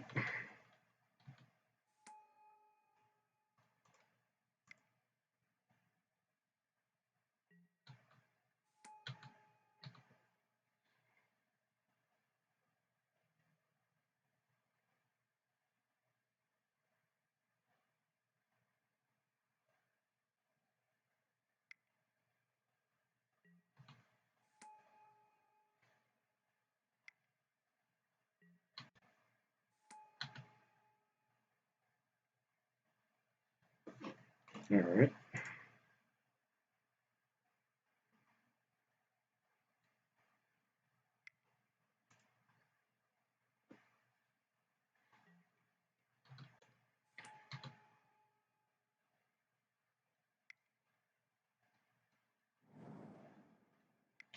This is like some type of weird version of Kethis combo.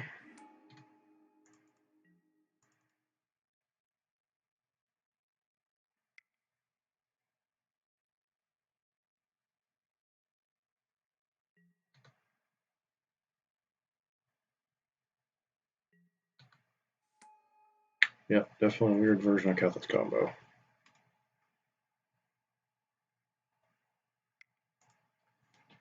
So let our opponents sit there and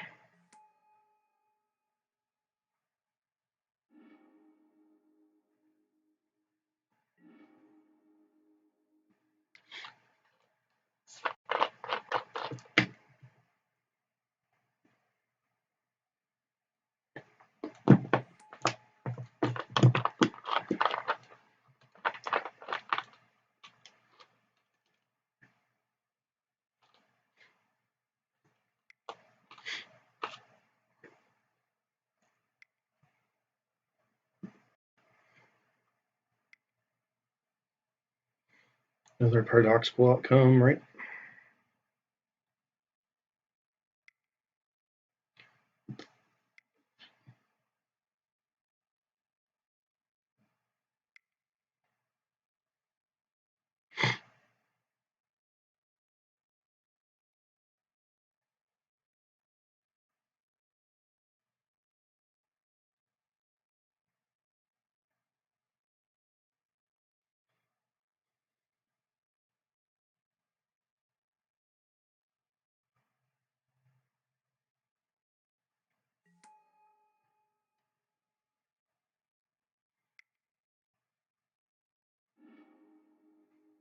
All right.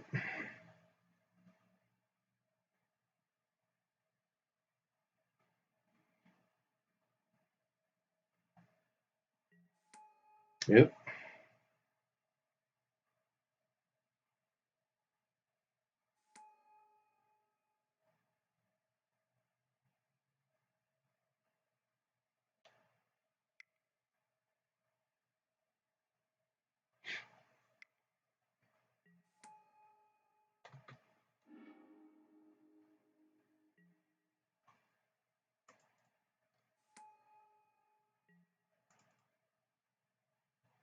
Yeah, they definitely have the win this turn, but it's like a matter of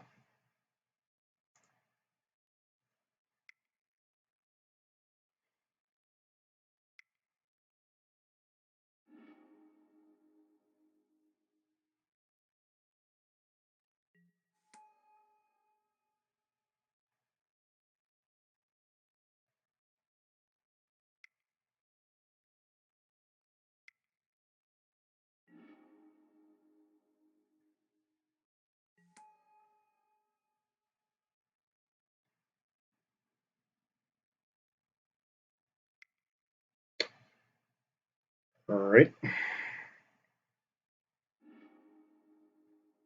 Sure. Probably shouldn't have whatever there, but if they're smart, they'll just pass the turn and kill me the following turn, right?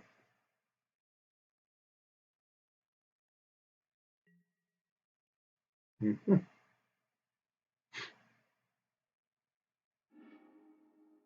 Oh no! You're just gonna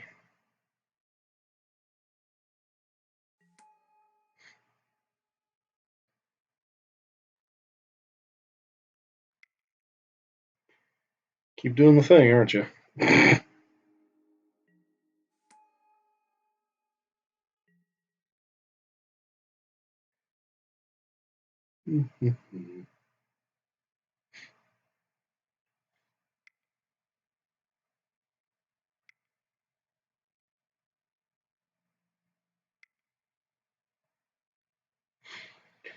Like the problem with the Kethis combo deck when we were playing it,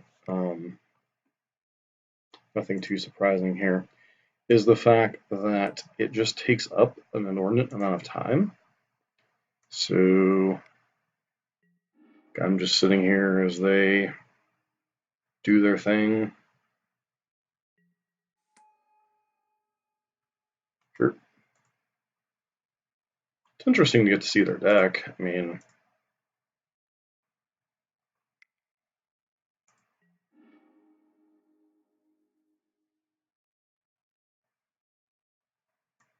it's future set templated. Play the top card of your library.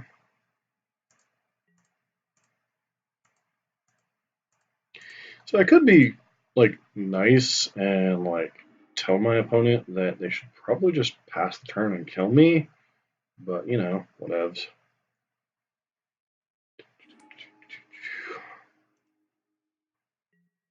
If they want to bleed value, they can bleed value.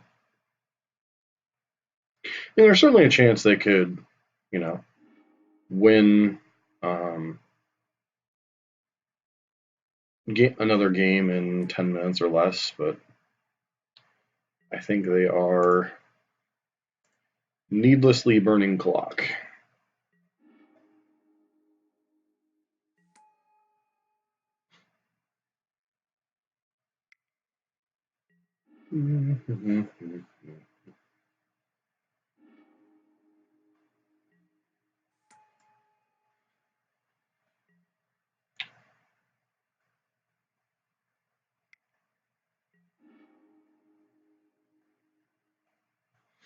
Alright, so as far as sideboarding, what are we interested in? Blood Moons don't do a whole lot. Abrupt Decays, Assassin's Trophies, Disputes fine, Veil of Summer might be alright. Veil of Summer templated. Tells you can permanent control, gain Hexproof for blue and black until end of turn. Where are they repealing exactly? Not so sure.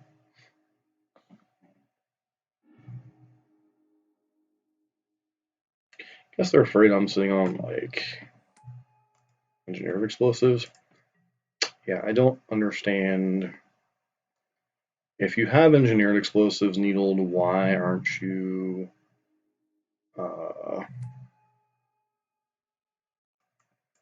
just passing the turn and killing me?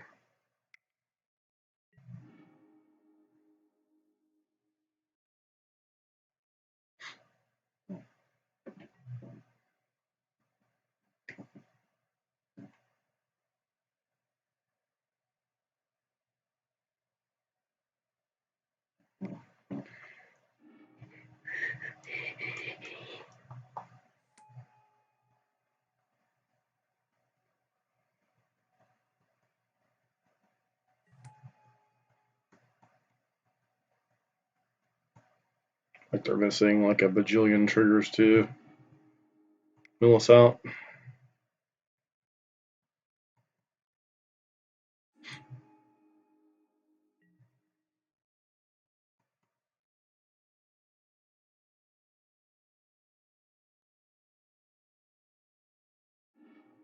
Like, I mean, it should be incredibly obvious that our plan is to mill you out.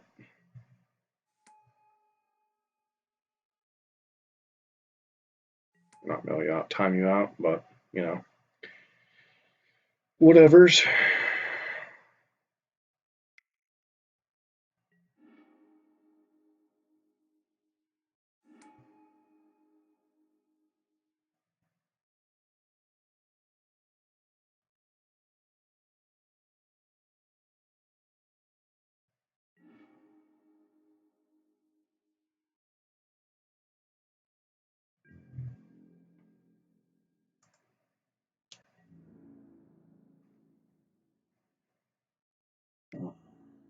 Sure.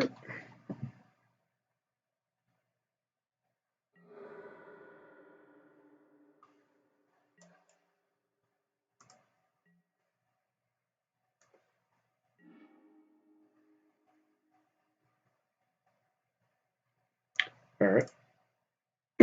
So, definitely interested in Mystical Dispute. Trophy Spin and Decays. That's used to blow up their combo seems reasonable.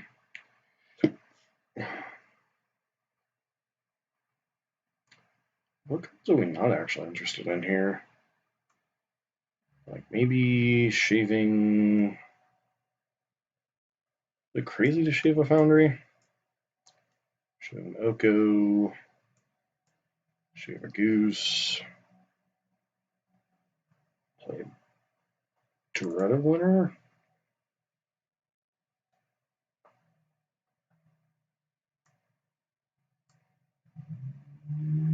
Play one of. Try like this. It's possible I'm going entirely too controlling, but yeah, I'm trying to win 2 games, but at the same time, our main thing is to, yeah, Sand's particularly fine.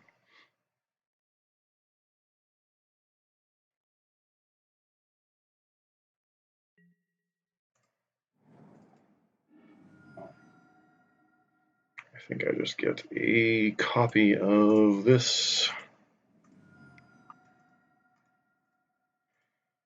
Go ahead and Thought Seize you, blow up your curve a little bit. Take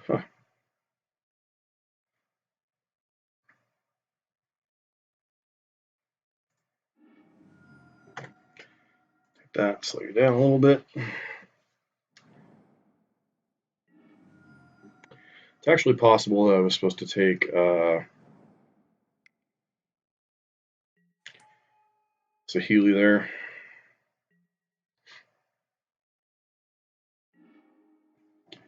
Alright, so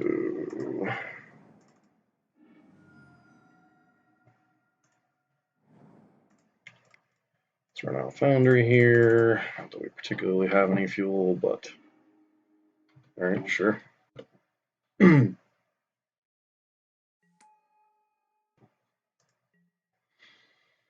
Let them do their thing here.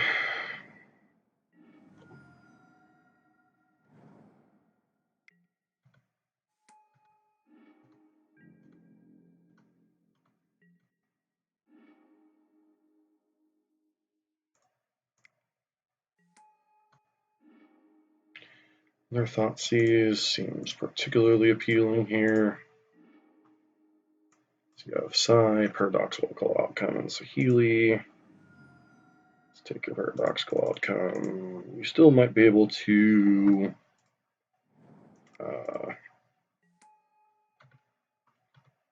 call us to death here, but I'm not going to count on it, especially with copies of a copy of Dread of Winter in hand.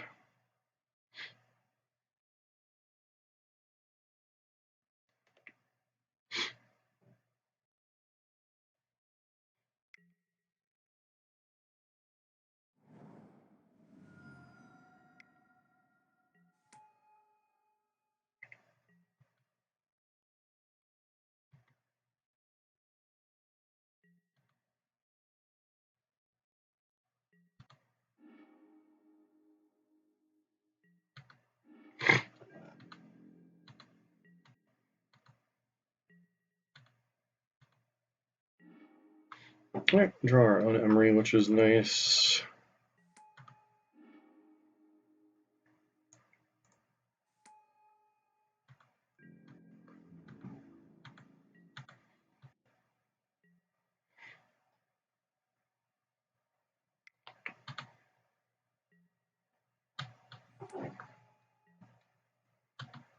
Okay, so we're going to name what foundry?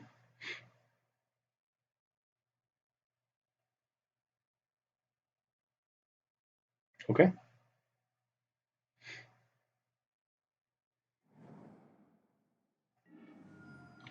Feels like a missed opportunity with Psi in your hand.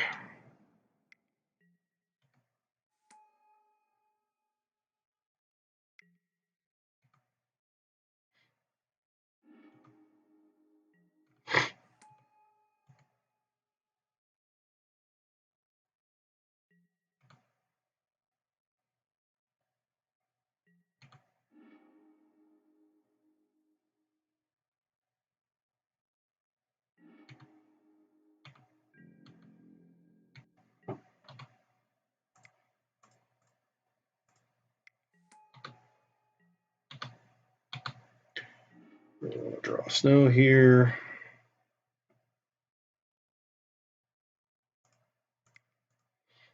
Alright, so down the play, cast that.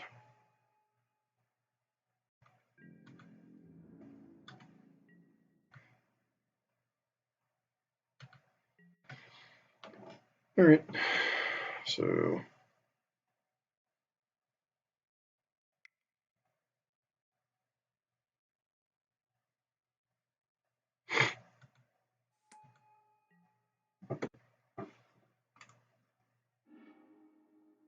turn off auto yields, go into an extend step.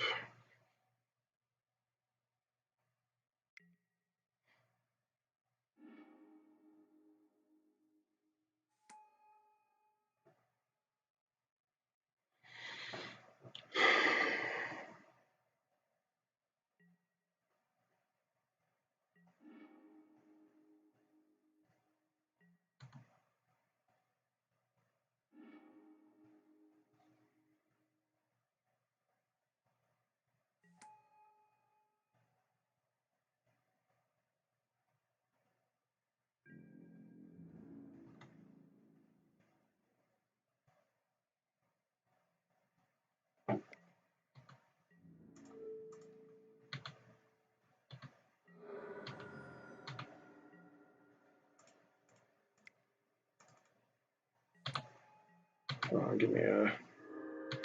give me a yield.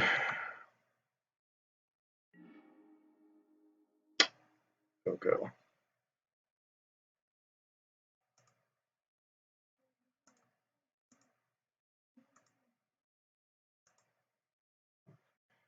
In our graveyard to target.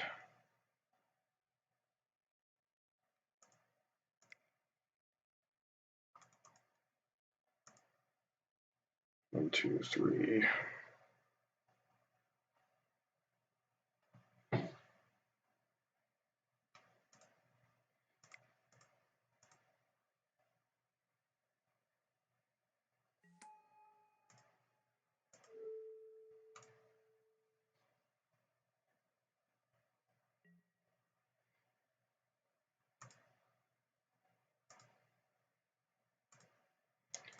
Black.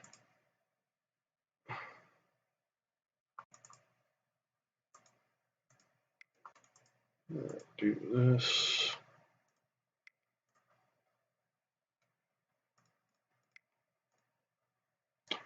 And goodbye board.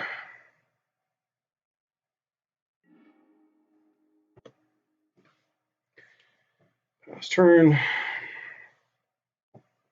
Hope that's good enough to stop him.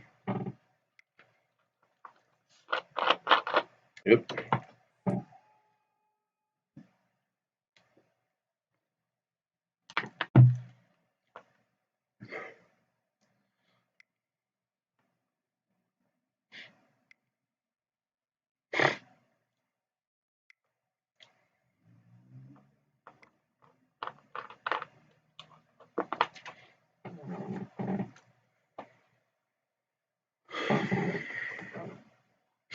Feels like an outcome. Yep.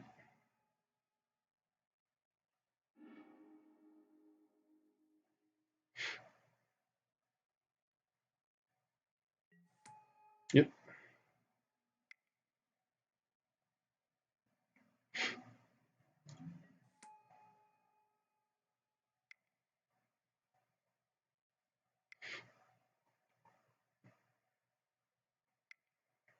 So Healy.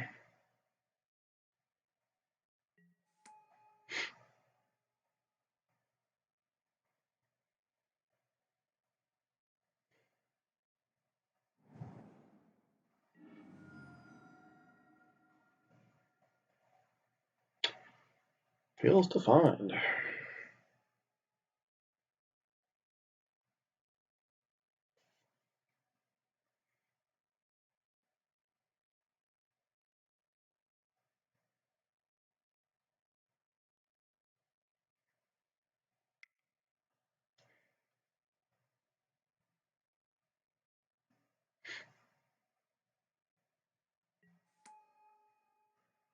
Peel, sure.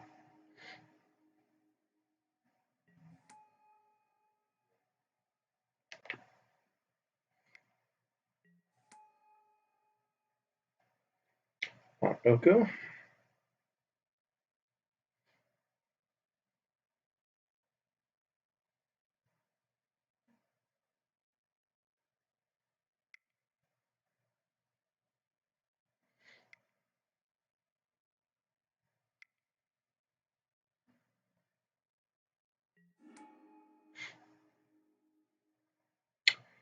That's gonna be brutal.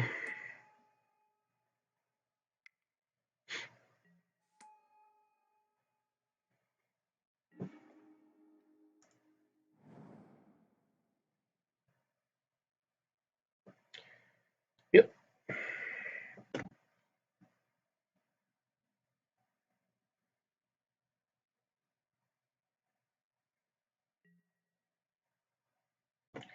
Sure.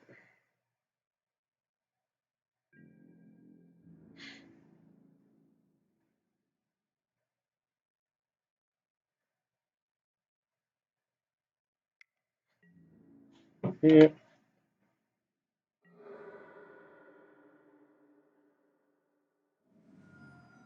Cool. On to the next match. Hey, we're back for match number 6.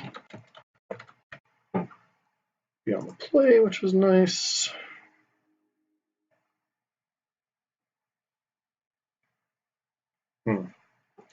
This is a hand that's realistically keepable on the play. So I think we'll try it out. Let's go ahead and fetch a basic forest here. Do the thing. Another astrolabe. Okay.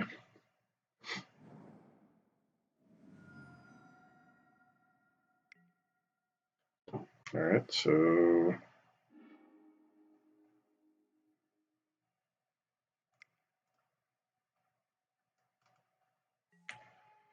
trigger, Sword of the Meek, memory, trigger, Thopter Foundry. So could potentially set up the combo next turn. If Emery lives. Or we can just Oko if they Oko.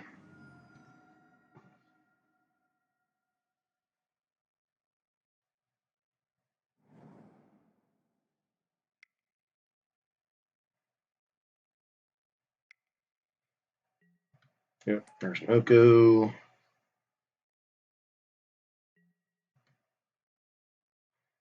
Seems interesting.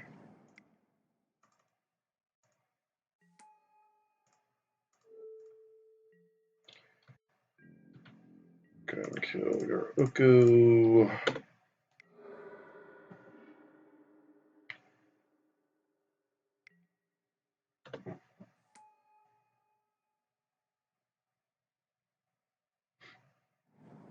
Okay.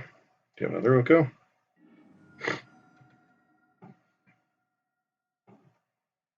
Guess another Oko wouldn't do a whole lot here, huh?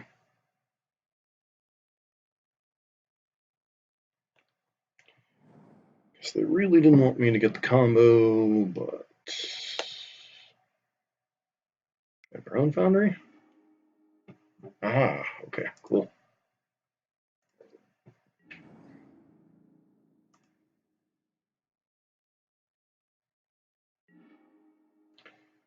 So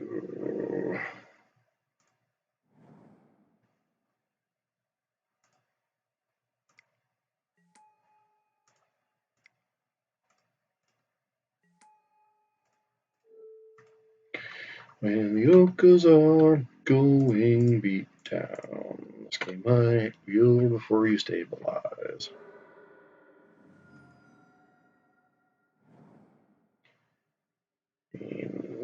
Guess you could have Cryptic Command here. Go to combat.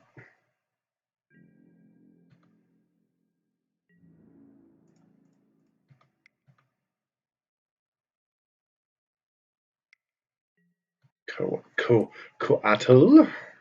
Sure.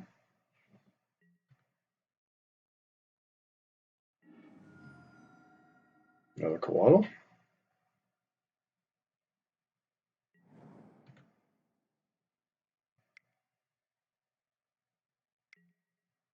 Yep.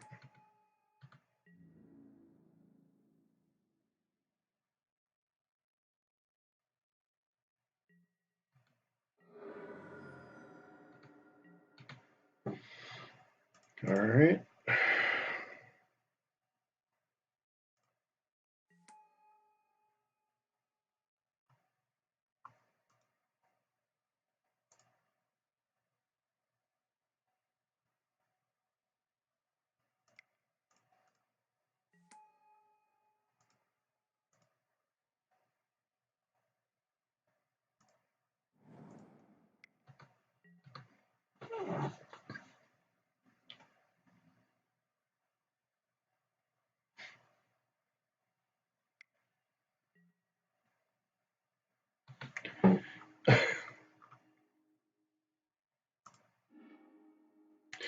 Punished for not shocking in, I guess.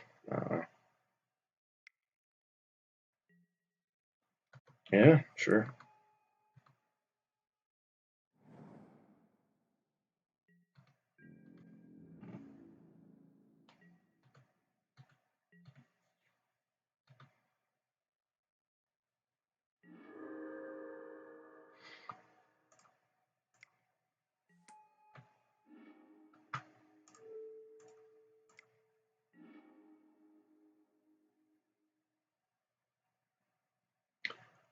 Fatal Push, Ingenious Infiltrator.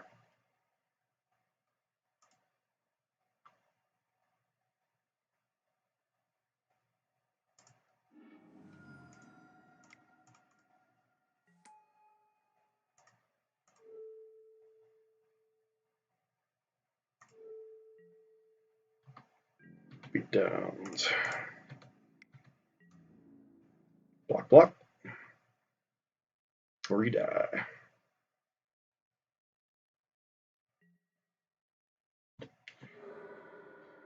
I'm glad we got to see what they were up to. It's an interesting.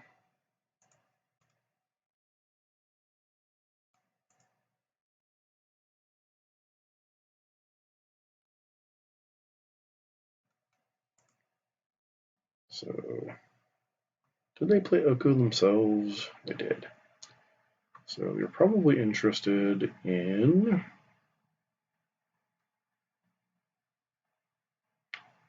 Dispute, trophies, and decay.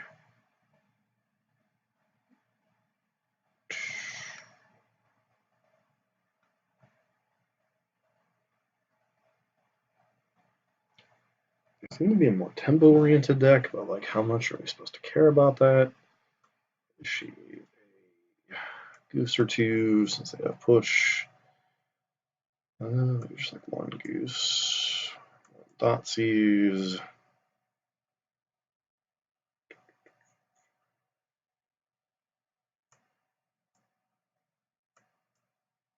Like that. Like, it could very much translate into like some style of fish deck with those ninjas, so and kind of having Oko as a good card.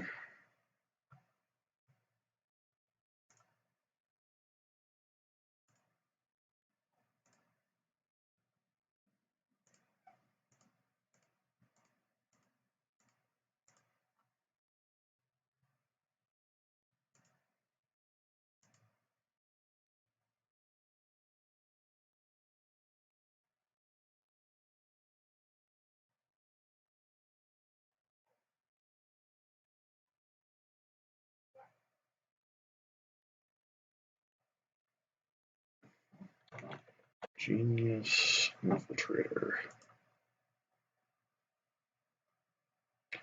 Ninjas, Legacy Vintage. Interesting.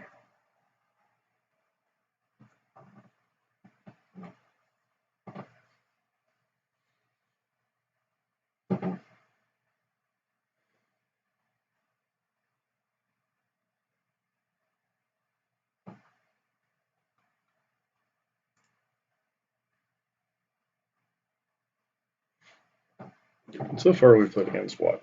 Blue-white Ephemerate. Might have been a Soul Horror variety, we're not quite sure. E-Tron, Bant Snow Control. Yeah, this hand's fine. Ish. Of course they're gonna have Goose, which I guess they take Opal here? Like, Opal's the card that slows us down the most.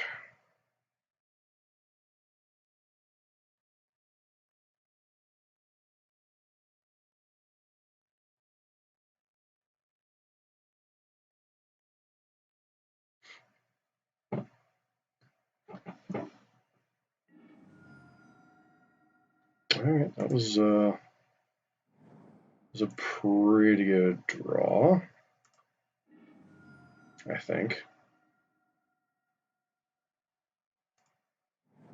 So the big problem we have here is obviously. Alright, hey, so one of the third Urza, alright?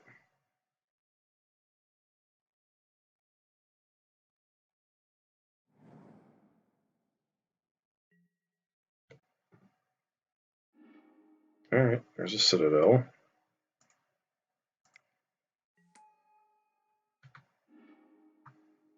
There is a Sword of the Make. Killed a Goose. Looks like they'll have a Coatl here at the end of turn.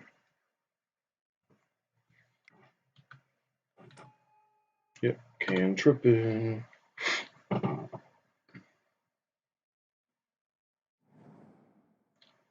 gonna get Okoed.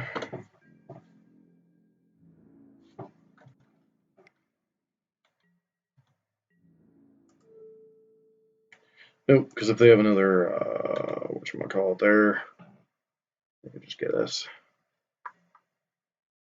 Oh, delightful.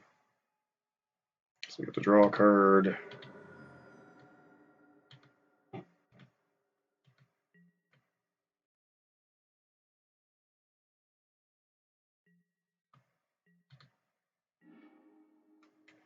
Alright, so I'm just supposed to jam Oko, right? Not Oko, Urza, I mean.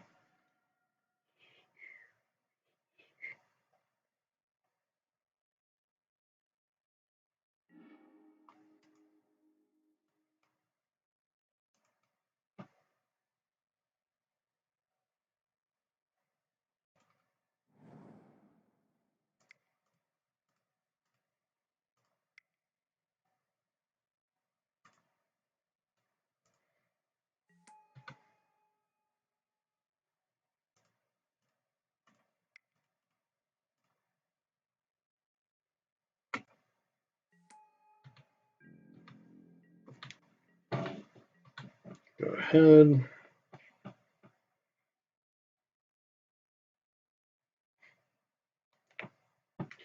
Ninjutsu, I believe, is what's unlocked, correct?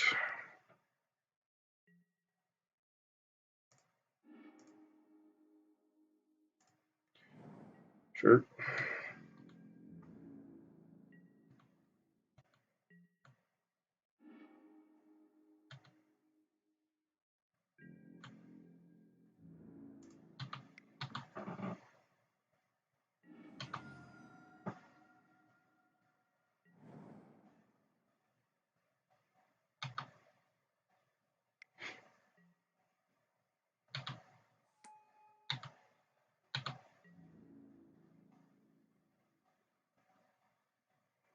Yep.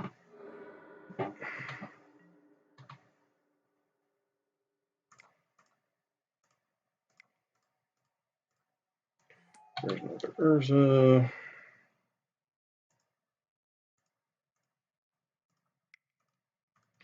Have that for a green. Play Gilded Goose, Honk Honk. Go ahead.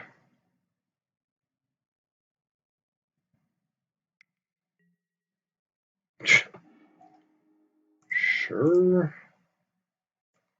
Assassin's trophies do you have?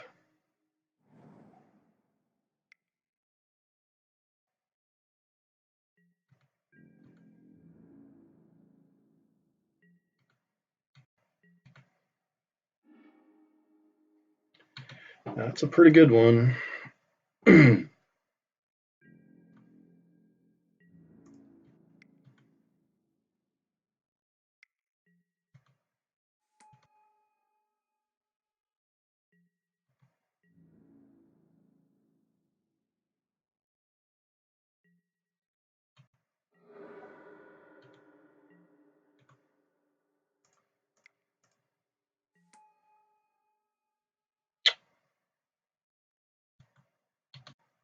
And that should be a concession, right? Sweet. 3-3. Hopefully 4-3 and top 32. I'll see you next round. All right, we're back here for round number 7. Kind of all the chips on the line for me here. Currently 3-3. We're at 35th place. Basically, we win. We're in top 32. Get our entry fee back, etc. Let's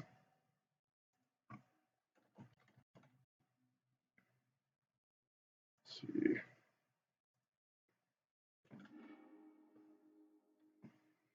All right. I mean, this hand has potential, right? Like we have potentially turn 2 Oko.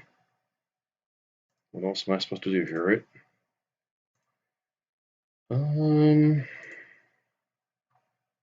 Keep.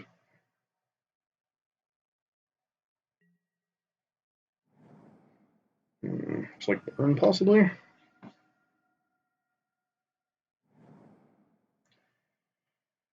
Burn, baby, burn, burn. No, no, no, no, no.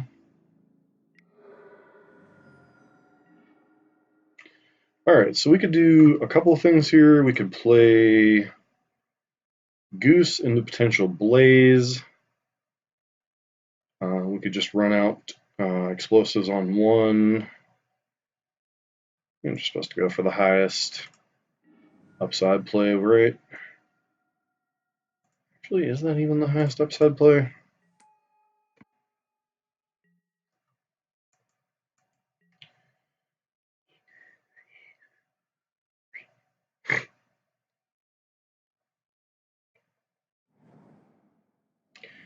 Yep, feels like we're getting goosed here. No pun intended. No blocks.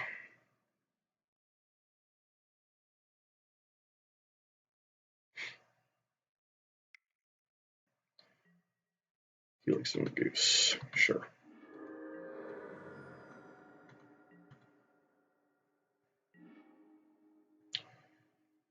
Does that enable me to...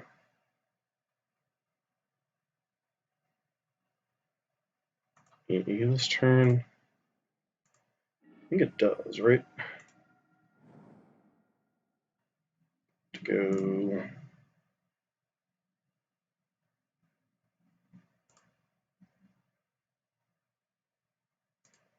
this out on one. This opal.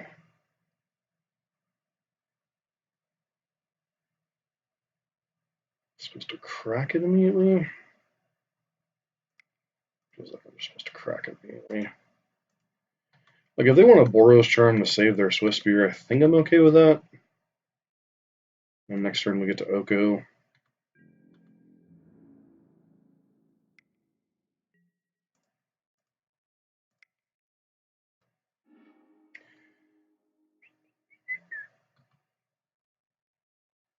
What idle on here?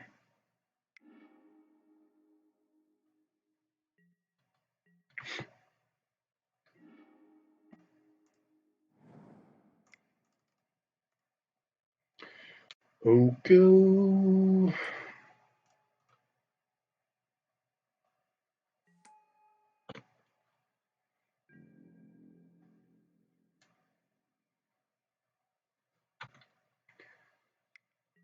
Yep. Boros charm us. Is there a chance we could die here?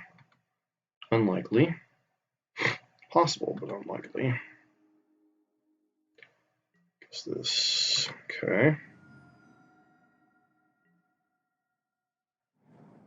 Okay. That's likely we're dead. Yep.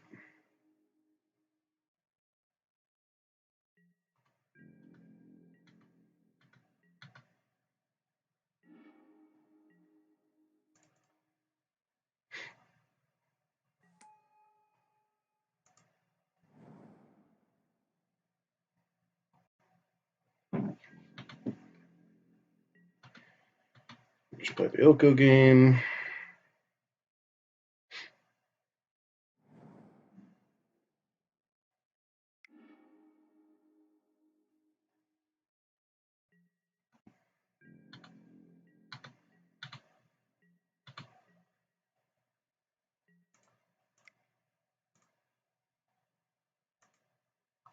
That's a sorcery.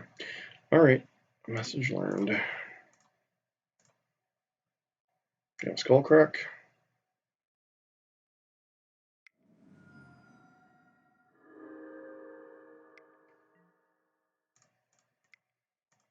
Alright, sure.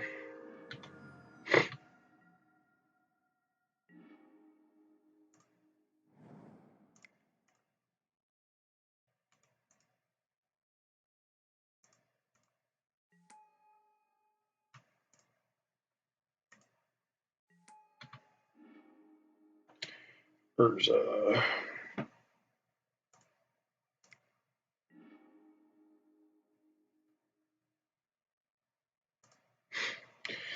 Finished for playing our land here.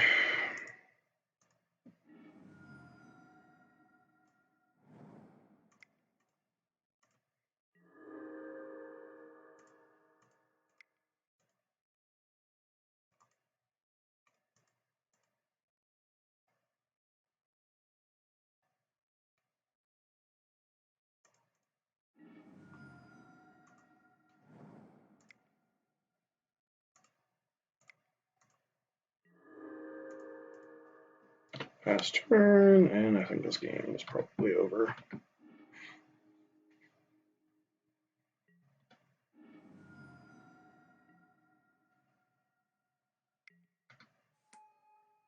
Yeah, it's supposed to be, sure.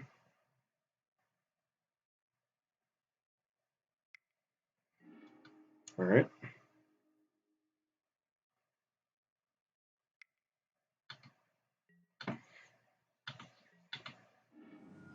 It's just a 4. That's a little scary.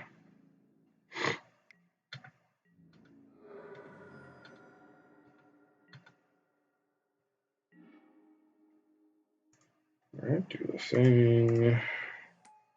Do the thing.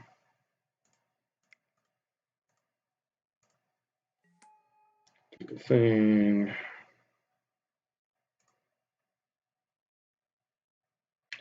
And our opponent scoops it up.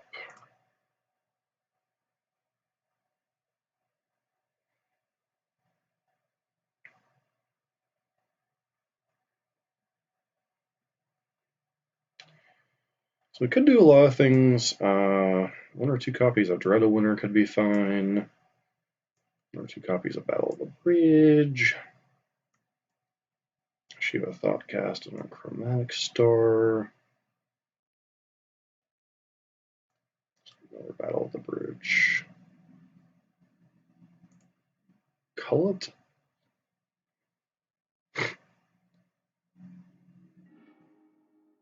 Alright, so what does this hand do?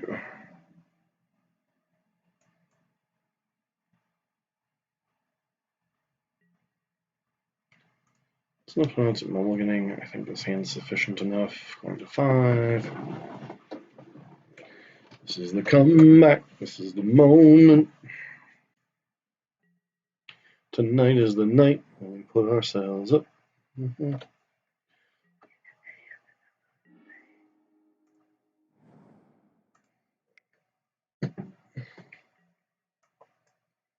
Nothing on 1.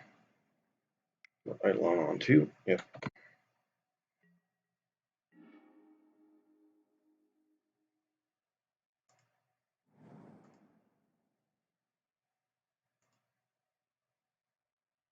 That was a mistake. I need to play a different land there. And the feeling can't hold us. Goblin God, sure.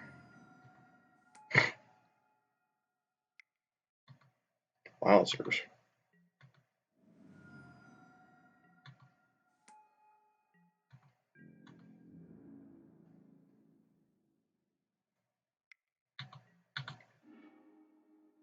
Podcast, huh?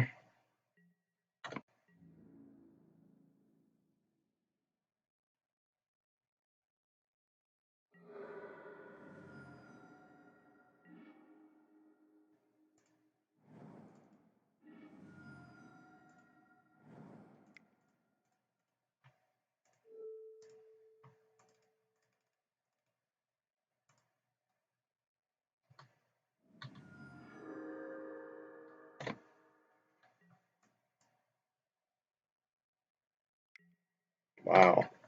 EE would be really nice here, or Dread of Winter.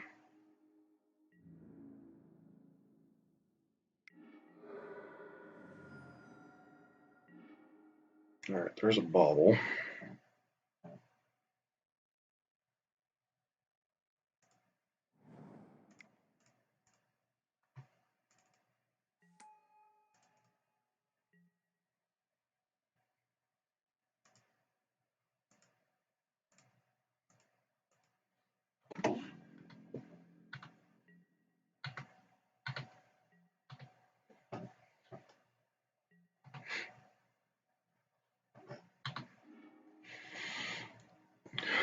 The face is the place.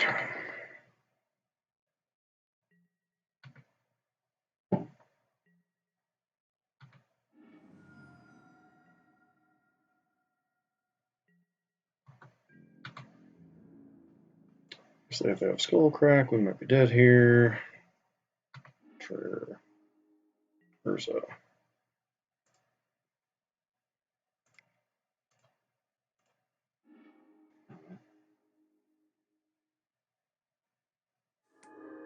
Okay.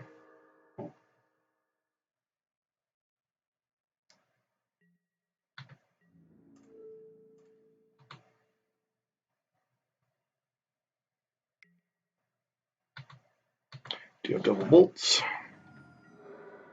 Yep, doesn't matter, I was dead. Alright. Note to self, hand was too slow.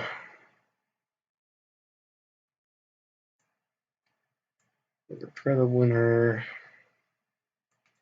Memory's a little bit clunky.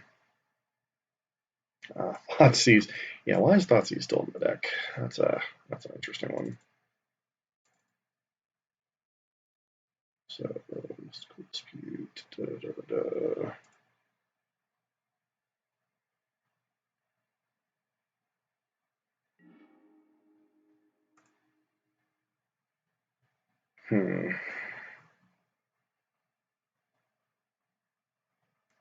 This hand is too clanky.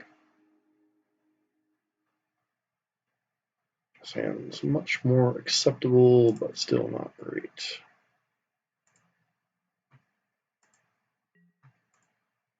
Go.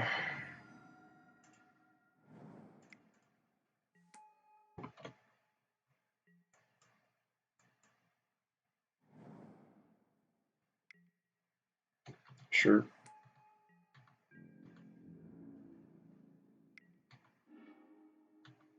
Dr. Founder's a nice one.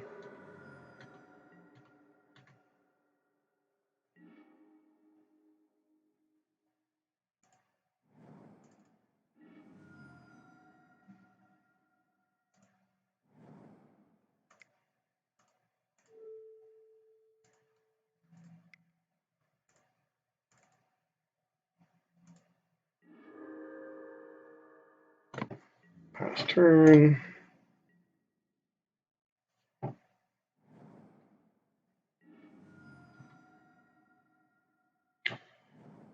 See what our opponent plays here.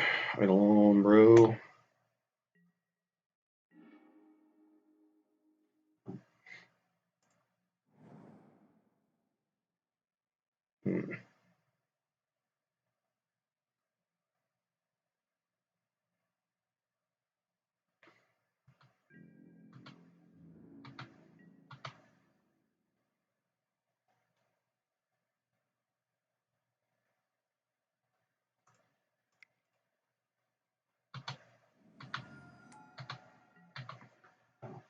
Really would like to find a sword here.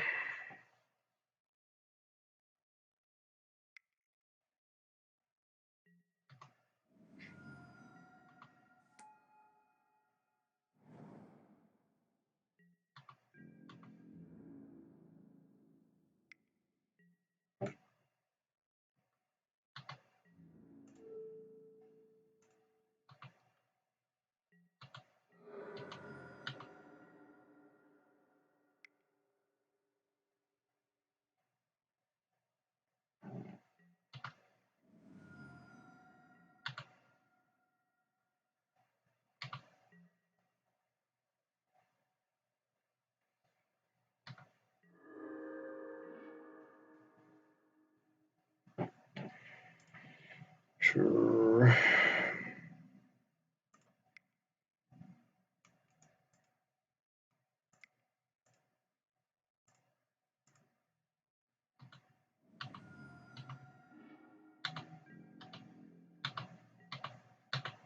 Could die here, it should be unfortunate.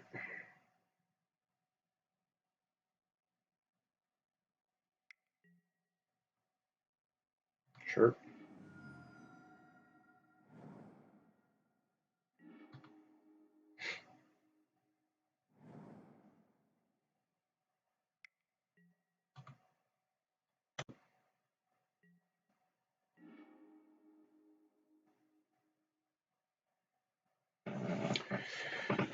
Oh boy.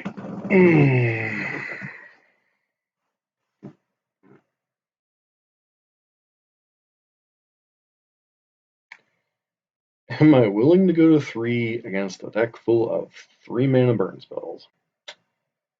Yeah.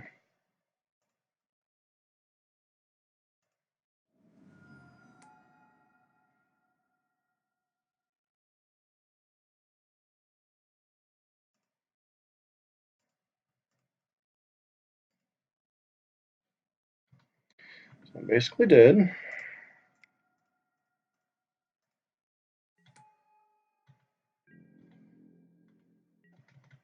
Mm-hmm.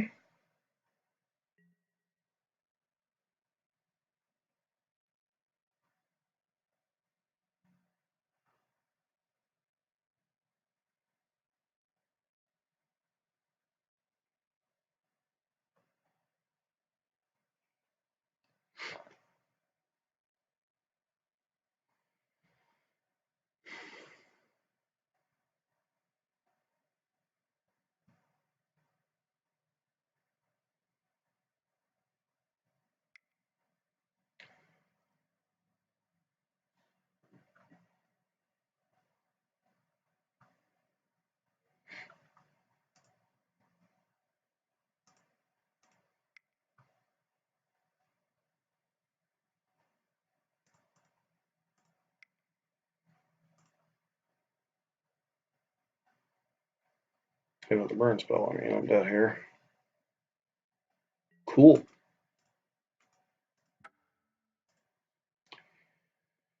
Well,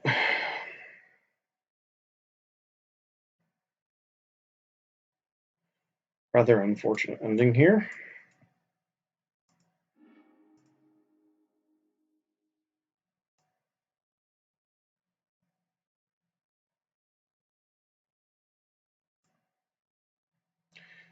Rather unfortunate ending.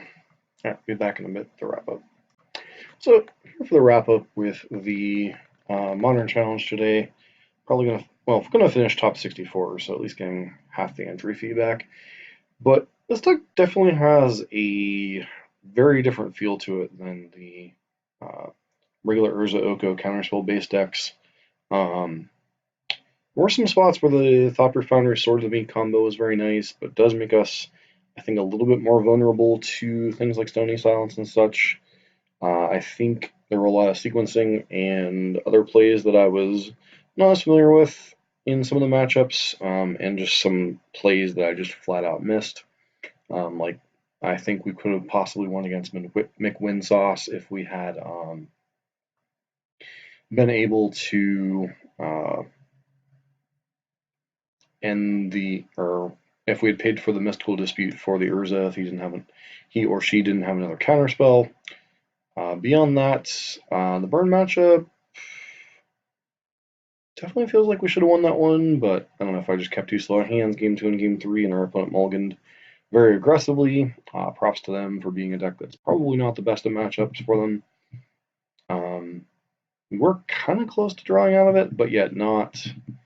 Beyond that, I think the takeaways are a couple fold here is always be mindful of the board state when you're playing Magic, especially if your opponent's playing soft counter spells like Mystical Dispute or Spell Pierce and such. And the other takeaway is something I've already known, but don't take a deck that you're not familiar with the nuances of into a bigger event. Have not played with this style of the deck. I have played with the more traditional Urza Oko list, obviously a couple leagues, so things are a little bit different there. As far as the deck overall, I definitely like the Blood Moons in the sideboard. A little bit more interaction felt nice in certain spots, and it definitely felt like the deck had the tools to win a lot of the matchups that we were playing against. I think the Paradoxical Outcome deck was probably not a great matchup, and I don't know how the Eldrazi Tron versus this version usually goes, but obviously we kind of had a pseudo rematch with the red-green Eldrazi deck, and it felt like they have a really hard time beating the Thopter Sword version of it. And beyond that, that will be about it for this league. Hope you all learned some things from this, and I know I certainly did. This has been John for MTG Nexus.